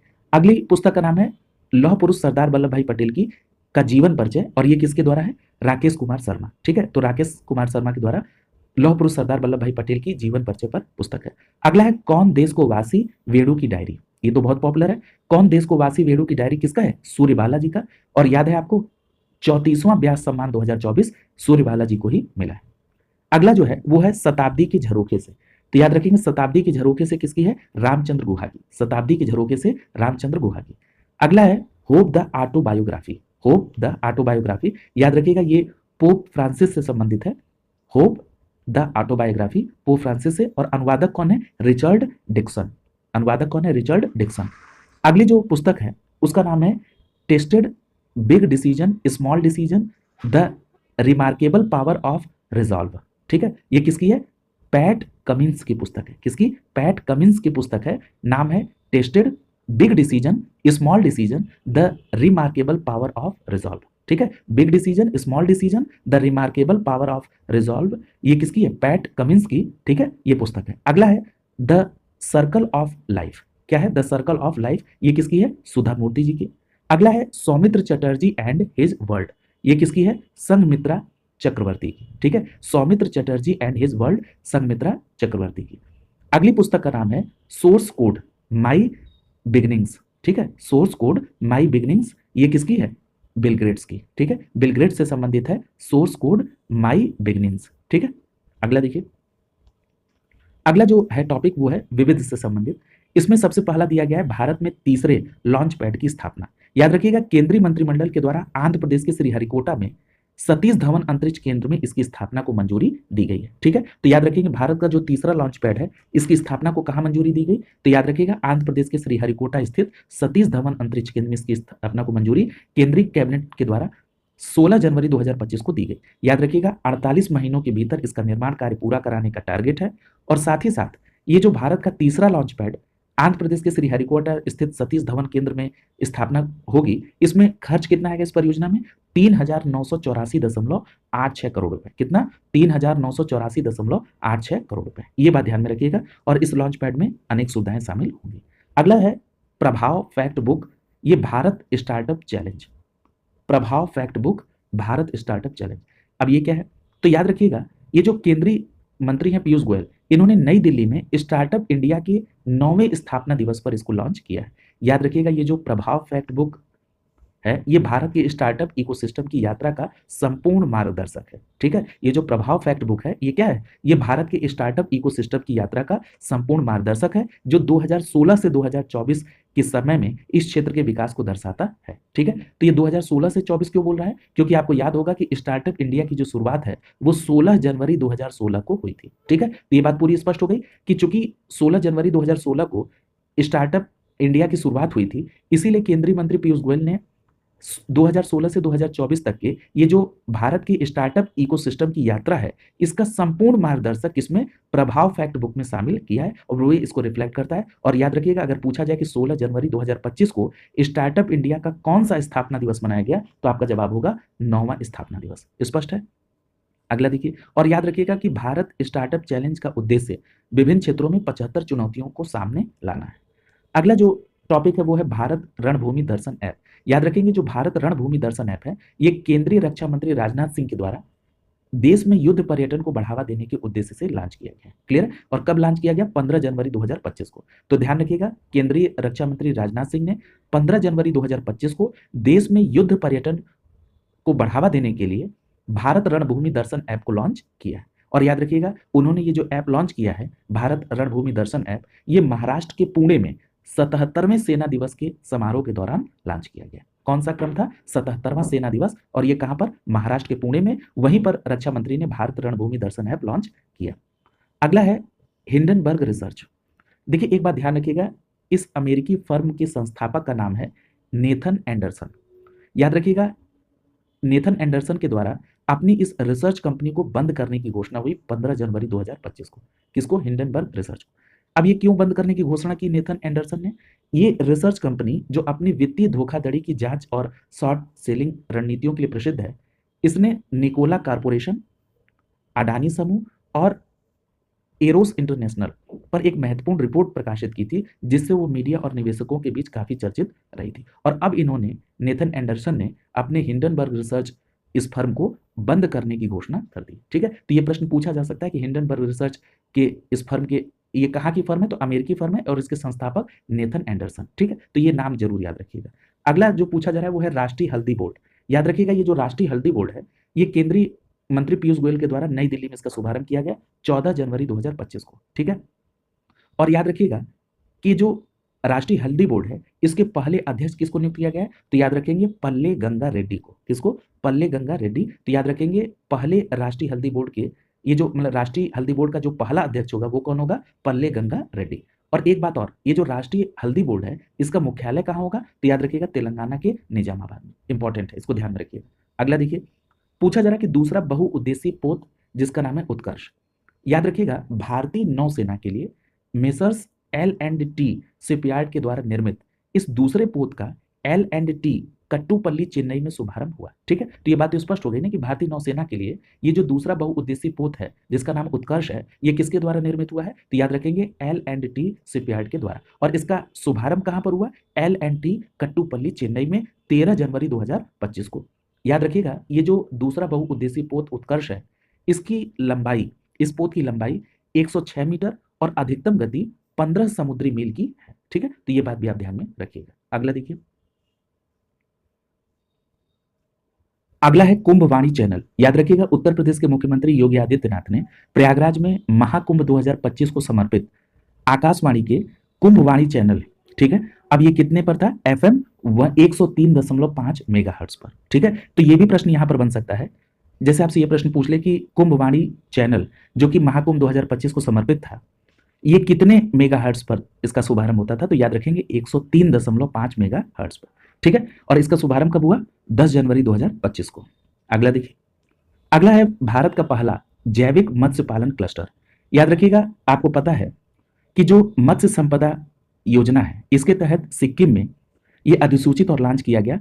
ठीक है, किसके द्वारा किया गया, केंद्रीय पशुपालन मंत्री हैं जिनका नाम है राजीव रंजन सिंह उर्फ लल्लन सिंह। ठीक है, इन्होंने प्रधानमंत्री मत्स्य संपदा योजना के तहत सिक्किम में अधिसूचित किया या लॉन्च किया किसको, भारत के पहले जैविक मत्स्य पालन क्लस्टर को। ठीक है, तो ये बात स्पष्ट हो गई ना कि भारत का पहला जैविक मत्स्य पालन क्लस्टर ये कहां पर, सिक्किम में अधिसूचित और लॉन्च किया गया। किसके तहत किया गया, तो प्रधानमंत्री मत्स्य संपदा योजना के तहत। कब किया गया, 6 जनवरी 2025 को। स्पष्ट याद रखिएगा, बहुत इंपॉर्टेंट है ये। और एक बात और याद रखिएगा कि सिक्किम के सोरेंग जिले में, अब सिक्किम में भी कहां पर, सोरेंग जिले में, ठीक है, किस चीज की बात हो रही है, तो ये बात हो रही है भारत के पहले जैविक मत्स्य पालन क्लस्टर की। तो ये सिक्किम के सोरेंग जिले में स्थापित यह क्लस्टर पारिस्थितिकी अनुकूलन मछली पालन प्रणालियों पर ध्यान केंद्रित करेगा और साथ ही साथ इसमें एंटीबायोटिक, रसायनों और कीटनाशकों का प्रयोग नहीं किया जाएगा। क्लियर, कहां पर, सिक्किम के सोरेंग में। और याद रखिएगा नाबार्ड इस क्लस्टर के लिए वित्तीय और तकनीकी सहायता देगा, तो इस बात को ध्यान में रखिएगा। अगला देखिए, अगला जो टॉपिक है वो है कि वर्ष 2025 रक्षा सुधारों का वर्ष। अब ये किसके द्वारा घोषित किया गया, तो याद रखेंगे रक्षा मंत्रालय भारत सरकार के द्वारा घोषित किया गया। तो रक्षा मंत्रालय भारत सरकार ने वर्ष 2025 ये रक्षा सुधारों का वर्ष घोषित किया है। अब ये रक्षा मंत्रालय ने क्यों घोषित किया, इसका उद्देश्य क्या है, तो याद रखेंगे देश की सैन्य क्षमताओं और कार्य प्रणालियों में सुधार लाने के लिए। और याद रखिएगा इसके दृष्टिगत रक्षा बलों में दक्षता, समन्वय और तकनीकी प्रगति को बढ़ावा देने के लिए इसमें कई महत्वपूर्ण सुधार किए जाएंगे। ठीक है, तो याद रखेंगे रक्षा सुधारों का जो वर्ष घोषित किया है 2025, ये किसने, रक्षा मंत्रालय। अगला जो टॉपिक है वो है राष्ट्र पर्व वेबसाइट और मोबाइल ऐप। देखिए सुशासन दिवस के अवसर पर, अब सुशासन दिवस कब, 25 दिसंबर को, किसके जन्म पर, अटल बिहारी वाजपेयी साहब के। सुशासन दिवस के अवसर पर रक्षा सचिव राजेश कुमार सिंह के द्वारा इसका शुभारंभ किया गया, किसका, राष्ट्र पर्व वेबसाइट और मोबाइल ऐप का। याद रखिएगा इस वेबसाइट के माध्यम से राष्ट्रीय घटनाओं जैसे गणतंत्र दिवस, वीटिंग रिट्रीट समारोह, स्वतंत्रता दिवस, इनकी जानकारी प्राप्त की जा सकेगी, किससे, राष्ट्र पर्व वेबसाइट और मोबाइल ऐप से। और इसका शुभारंभ किसने किया, रक्षा सचिव राजेश कुमार सिंह ने। और किस दिन किया, सुशासन दिवस यानी 25 दिसंबर 2024 को। अगला पूछा जा रहा है कि देवी अहिल्याबाई होलकर हवाई अड्डा, तो याद रखेंगे देवी अहिल्याबाई होलकर हवाई अड्डा कहां संबंधित है, तो याद रखिएगा इसका उद्घाटन कहां पर किया गया, इंदौर मध्य प्रदेश में। ठीक है, तो केंद्रीय मंत्री है जिनका नाम है किंजरापू राममोहन नायडू, क्या नाम है, किंजरापू राममोहन नायडू, इनके द्वारा इंदौर मध्य प्रदेश में स्थित इस देवी अहिल्याबाई होलकर हवाई अड्डे पर किसका, सामग्री पुनर्प्राप्ति सुविधा का उद्घाटन किया गया। ठीक है, तो याद रखेंगे मध्य प्रदेश के इंदौर में एक एयरपोर्ट है जिसका नाम है देवी अहिल्याबाई होलकर हवाई अड्डा, वहां पर सामग्री पुनर्प्राप्ति यानी मटेरियल रिकवरी फैसिलिटी का उद्घाटन केंद्रीय मंत्री किंजरापू राममोहन के द्वारा किया गया, किंजरापू राममोहन नायडू। ठीक है, कब, 22 दिसंबर 2024 को। और याद रखिएगा ये हवाई अड्डा भारत का पहला शून्य कचरा हवाई अड्डा बन गया है। ठीक है, तो ये भी बात ध्यान में रखेंगे कि भारत का पहला शून्य कचरा हवाई अड्डा कौन, देवी अहिल्याबाई होलकर हवाई अड्डा, इंदौर मध्य प्रदेश में। ठीक है, अगला देखिए, अगला करा कि यूथ को लैब राष्ट्रीय नवाचार चुनौती 2024-25। ध्यान रखिएगा अटल नवाचार मिशन, नीति आयोग और संयुक्त राष्ट्र विकास कार्यक्रम अर्थात यूएनडीपी द्वारा सिटी फाउंडेशन के सहयोग से इस 7वें संस्करण को लॉन्च किया गया। ठीक है, तो याद रखिएगा यूथ को लैब राष्ट्रीय नवाचार चुनौती 2024-25, ये इसका 7वां संस्करण है जो 23 दिसंबर 2024 को लॉन्च किया गया। ठीक है, किसके द्वारा, तो अटल नवाचार मिशन, नीति आयोग और संयुक्त राष्ट्र विकास कार्यक्रम यानी यूएनडीपी के द्वारा सिटी फाउंडेशन के सहयोग से। ठीक है, याद रखिएगा इस वर्ष युवा जो उद्यमी है और जो दिव्यांग उद्यमी है उनको सशक्त बनाने पर ध्यान केंद्रित किया जाएगा और साथ ही साथ दिव्यांग जनों के लिए अवसरों और कल्याण तक पहुंच को बढ़ावा देने के लिए नवीन समाधानों की भी खोज की जाएगी। ठीक है, अगला देखिए, अगला है भारत में पहला उड़ान यात्री कैफे। याद रखिएगा भारत में पहला उड़ान यात्री कैफे कहां पर, तो याद रखेंगे कोलकाता की नेताजी सुभाष चंद्र बोस अंतर्राष्ट्रीय हवाई अड्डे पर खोला गया भारत का पहला उड़ान यात्री कैफे। ठीक है, और ये याद रखिएगा नागरिक उड्डयन मंत्रालय द्वारा ये पायलट प्रोजेक्ट के तौर पर कोलकाता के नेताजी सुभाष चंद्र बोस अंतर्राष्ट्रीय हवाई अड्डे पर दिसंबर 2024 में भारत का पहला उड़ान यात्री कैफे खोला गया। और अभी आपने मध्य प्रदेश के वो जो देवी अहिल्याबाई होलकर हवाई अड्डा उसके संदर्भ में क्या देखा कि ये हवाई अड्डा भारत का पहला शून्य कचरा हवाई अड्डा बन गया है और यहाँ पर केंद्रीय मंत्री किंजरापू राममोहन नायडू साहब ने सामग्री पुनर्प्राप्ति सुविधा को लॉन्च किया। ठीक है, तो ये बात ध्यान में रखिएगा। अगला यानी मटेरियल रिकवरी फैसिलिटी को। अगला देखिए, अगला है गंगा नदी डॉल्फिन की पहली बार टैगिंग।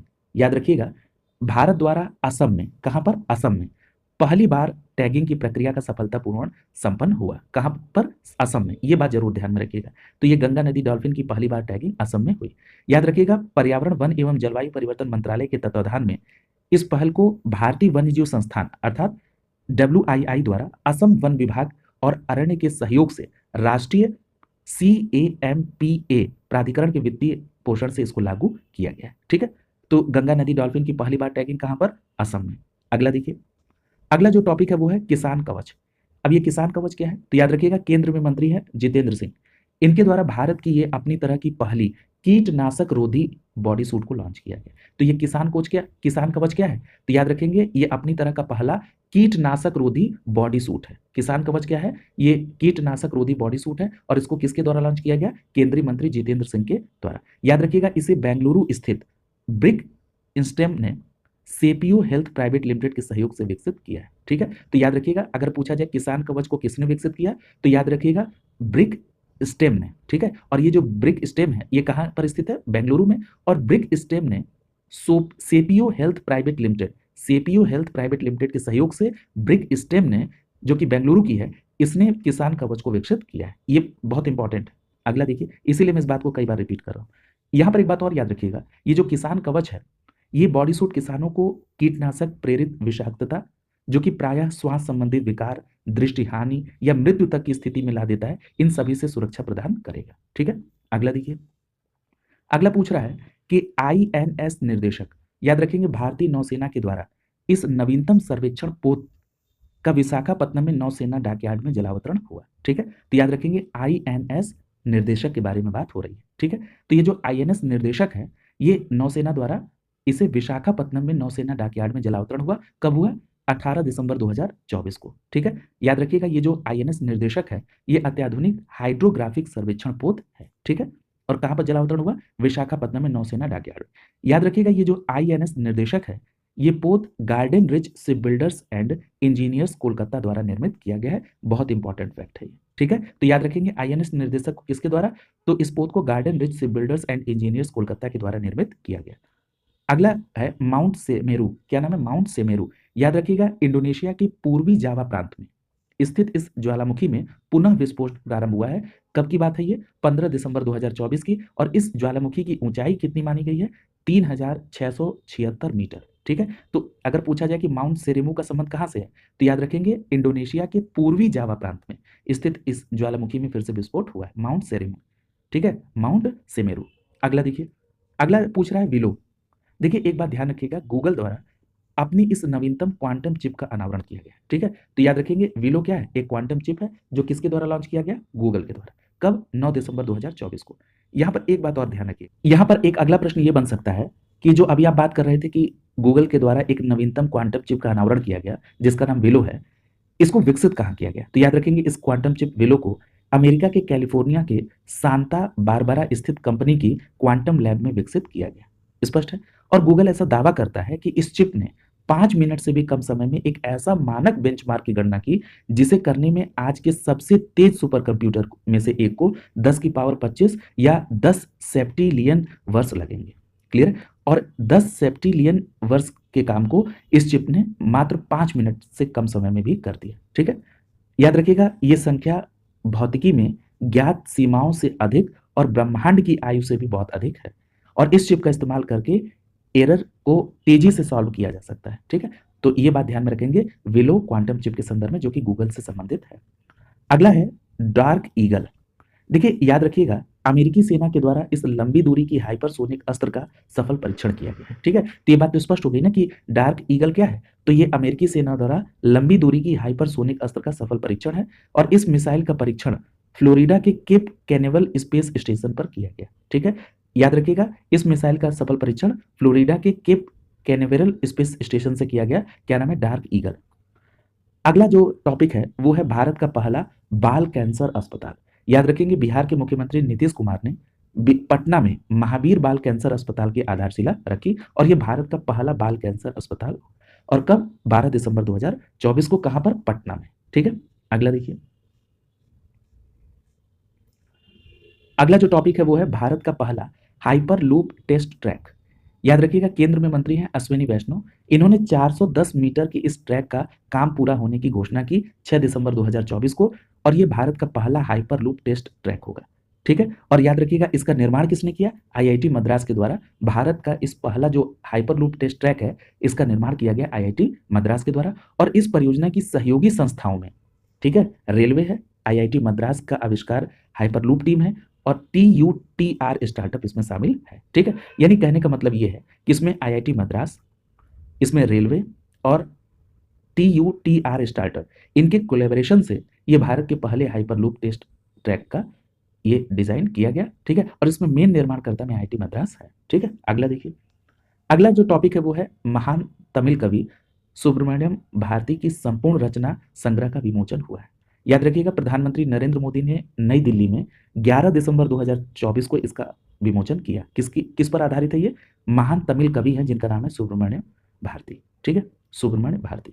याद रखिएगा, सिनी विश्वनाथन द्वारा संकलित है और संपादित इस संग्रह के कुल 23 खंड हैं, ठीक है। तो याद रखेंगे, ये जो तमिल कवि सुब्रमण्य भारती की संपूर्ण रचना का जो संग्रह का विमोचन किया पीएम मोदी ने 11 दिसंबर 2024 को, ये किसके द्वारा संकलित है? सीनी विश्वनाथन के द्वारा। ये बहुत इंपॉर्टेंट है। और इसमें कितने खंड हैं? 23।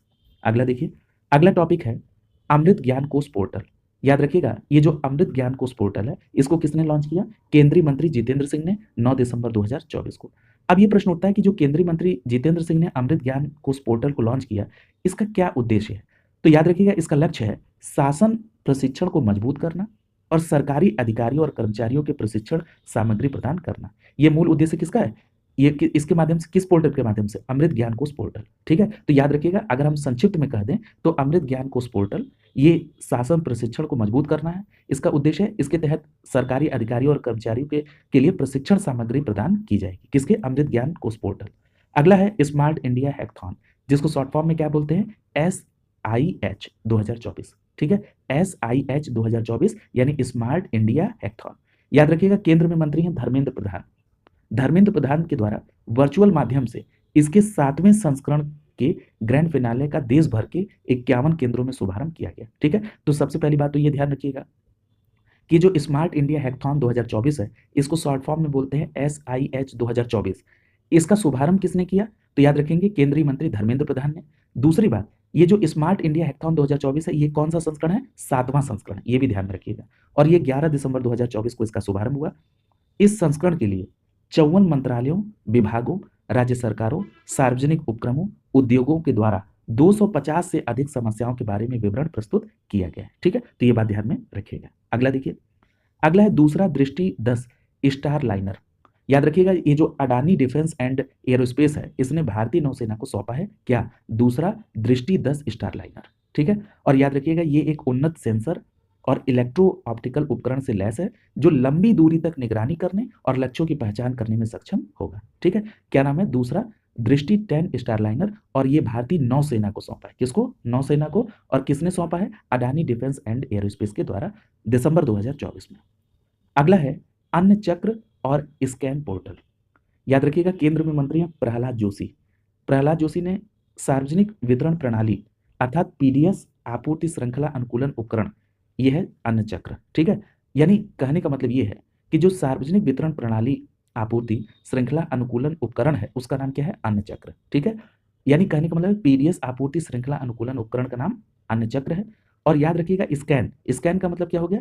SCAN। इसका स्कैन का मतलब subsidy claim application for NFSA, ठीक है। इस पोर्टल का शुभारंभ किया। तो यहाँ पर स्कैन का फुल फॉर्म पूछा जा सकता है, या स्कैन का संबंध किससे है, ये पूछा जा सकता है। तो याद रखेंगे, स्कैन का फुल फॉर्म अगर आपको पता होगा तो आप आसानी से कर लेंगे, subsidy claim application for NFSA portal. और लॉन्च किसने किया? केंद्रीय मंत्री प्रहलाद जोशी ने 5 दिसंबर 2024 को। देखिए, जो बात हो रही थी अन्न चक्र की, अन्न चक्र पहल जो है देश भर में पीडीएस लॉजिस्टिक्स नेटवर्क की दक्षता को बढ़ाने के लिए खाद्य एवं सार्वजनिक वितरण विभाग भारत सरकार द्वारा संचालित किया जाएगा। और वहीं पर स्कैन पोर्टल राज्यों द्वारा सब्सिडी दावे को प्रस्तुत करने, जांचने और निपटारा प्रक्रिया को सुविधाजनक बनाने के लिए ये एकल खिड़की होगा। क्या नाम है? स्कैन पोर्टल, ठीक है। अगला देखिए, अगला टॉपिक है पीएम ई विद्या TDH पैनल नंबर 31। देखिए, ये जो पीएम ई विद्या DTH चैनल नंबर 31 है, इसको लॉन्च किसने किया? केंद्रीय मंत्री धर्मेंद्र प्रधान ने। कब? 6 दिसंबर 2024 को। अब देखिए, इसे भारतीय सांकेतिक भाषा यानी इंडियन साइन लैंग्वेज के लिए शुरू किया गया, ठीक है। तो याद रखिएगा, पीएम ई विद्या DTH चैनल नंबर 31, इसको केंद्रीय मंत्री धर्मेंद्र प्रधान ने 6 दिसंबर 2024 को लॉन्च किया। और ये भारतीय सांकेतिक भाषा के लिए शुरू किया, यानी इंडियन साइन लैंग्वेज के लिए इसको स्टार्ट किया गया, ठीक है। तो ये बात ध्यान में रखेंगे। इस प्रकार ये जो आज जितने भी टॉपिक थे, ये सभी कंप्लीट हो गए, क्लियर, बहुत महत्वपूर्ण थे। अगली क्लास में आगे इसको कंटिन्यू करेंगे। शुभकामनाओं के साथ आप सभी का बहुत बहुत धन्यवाद।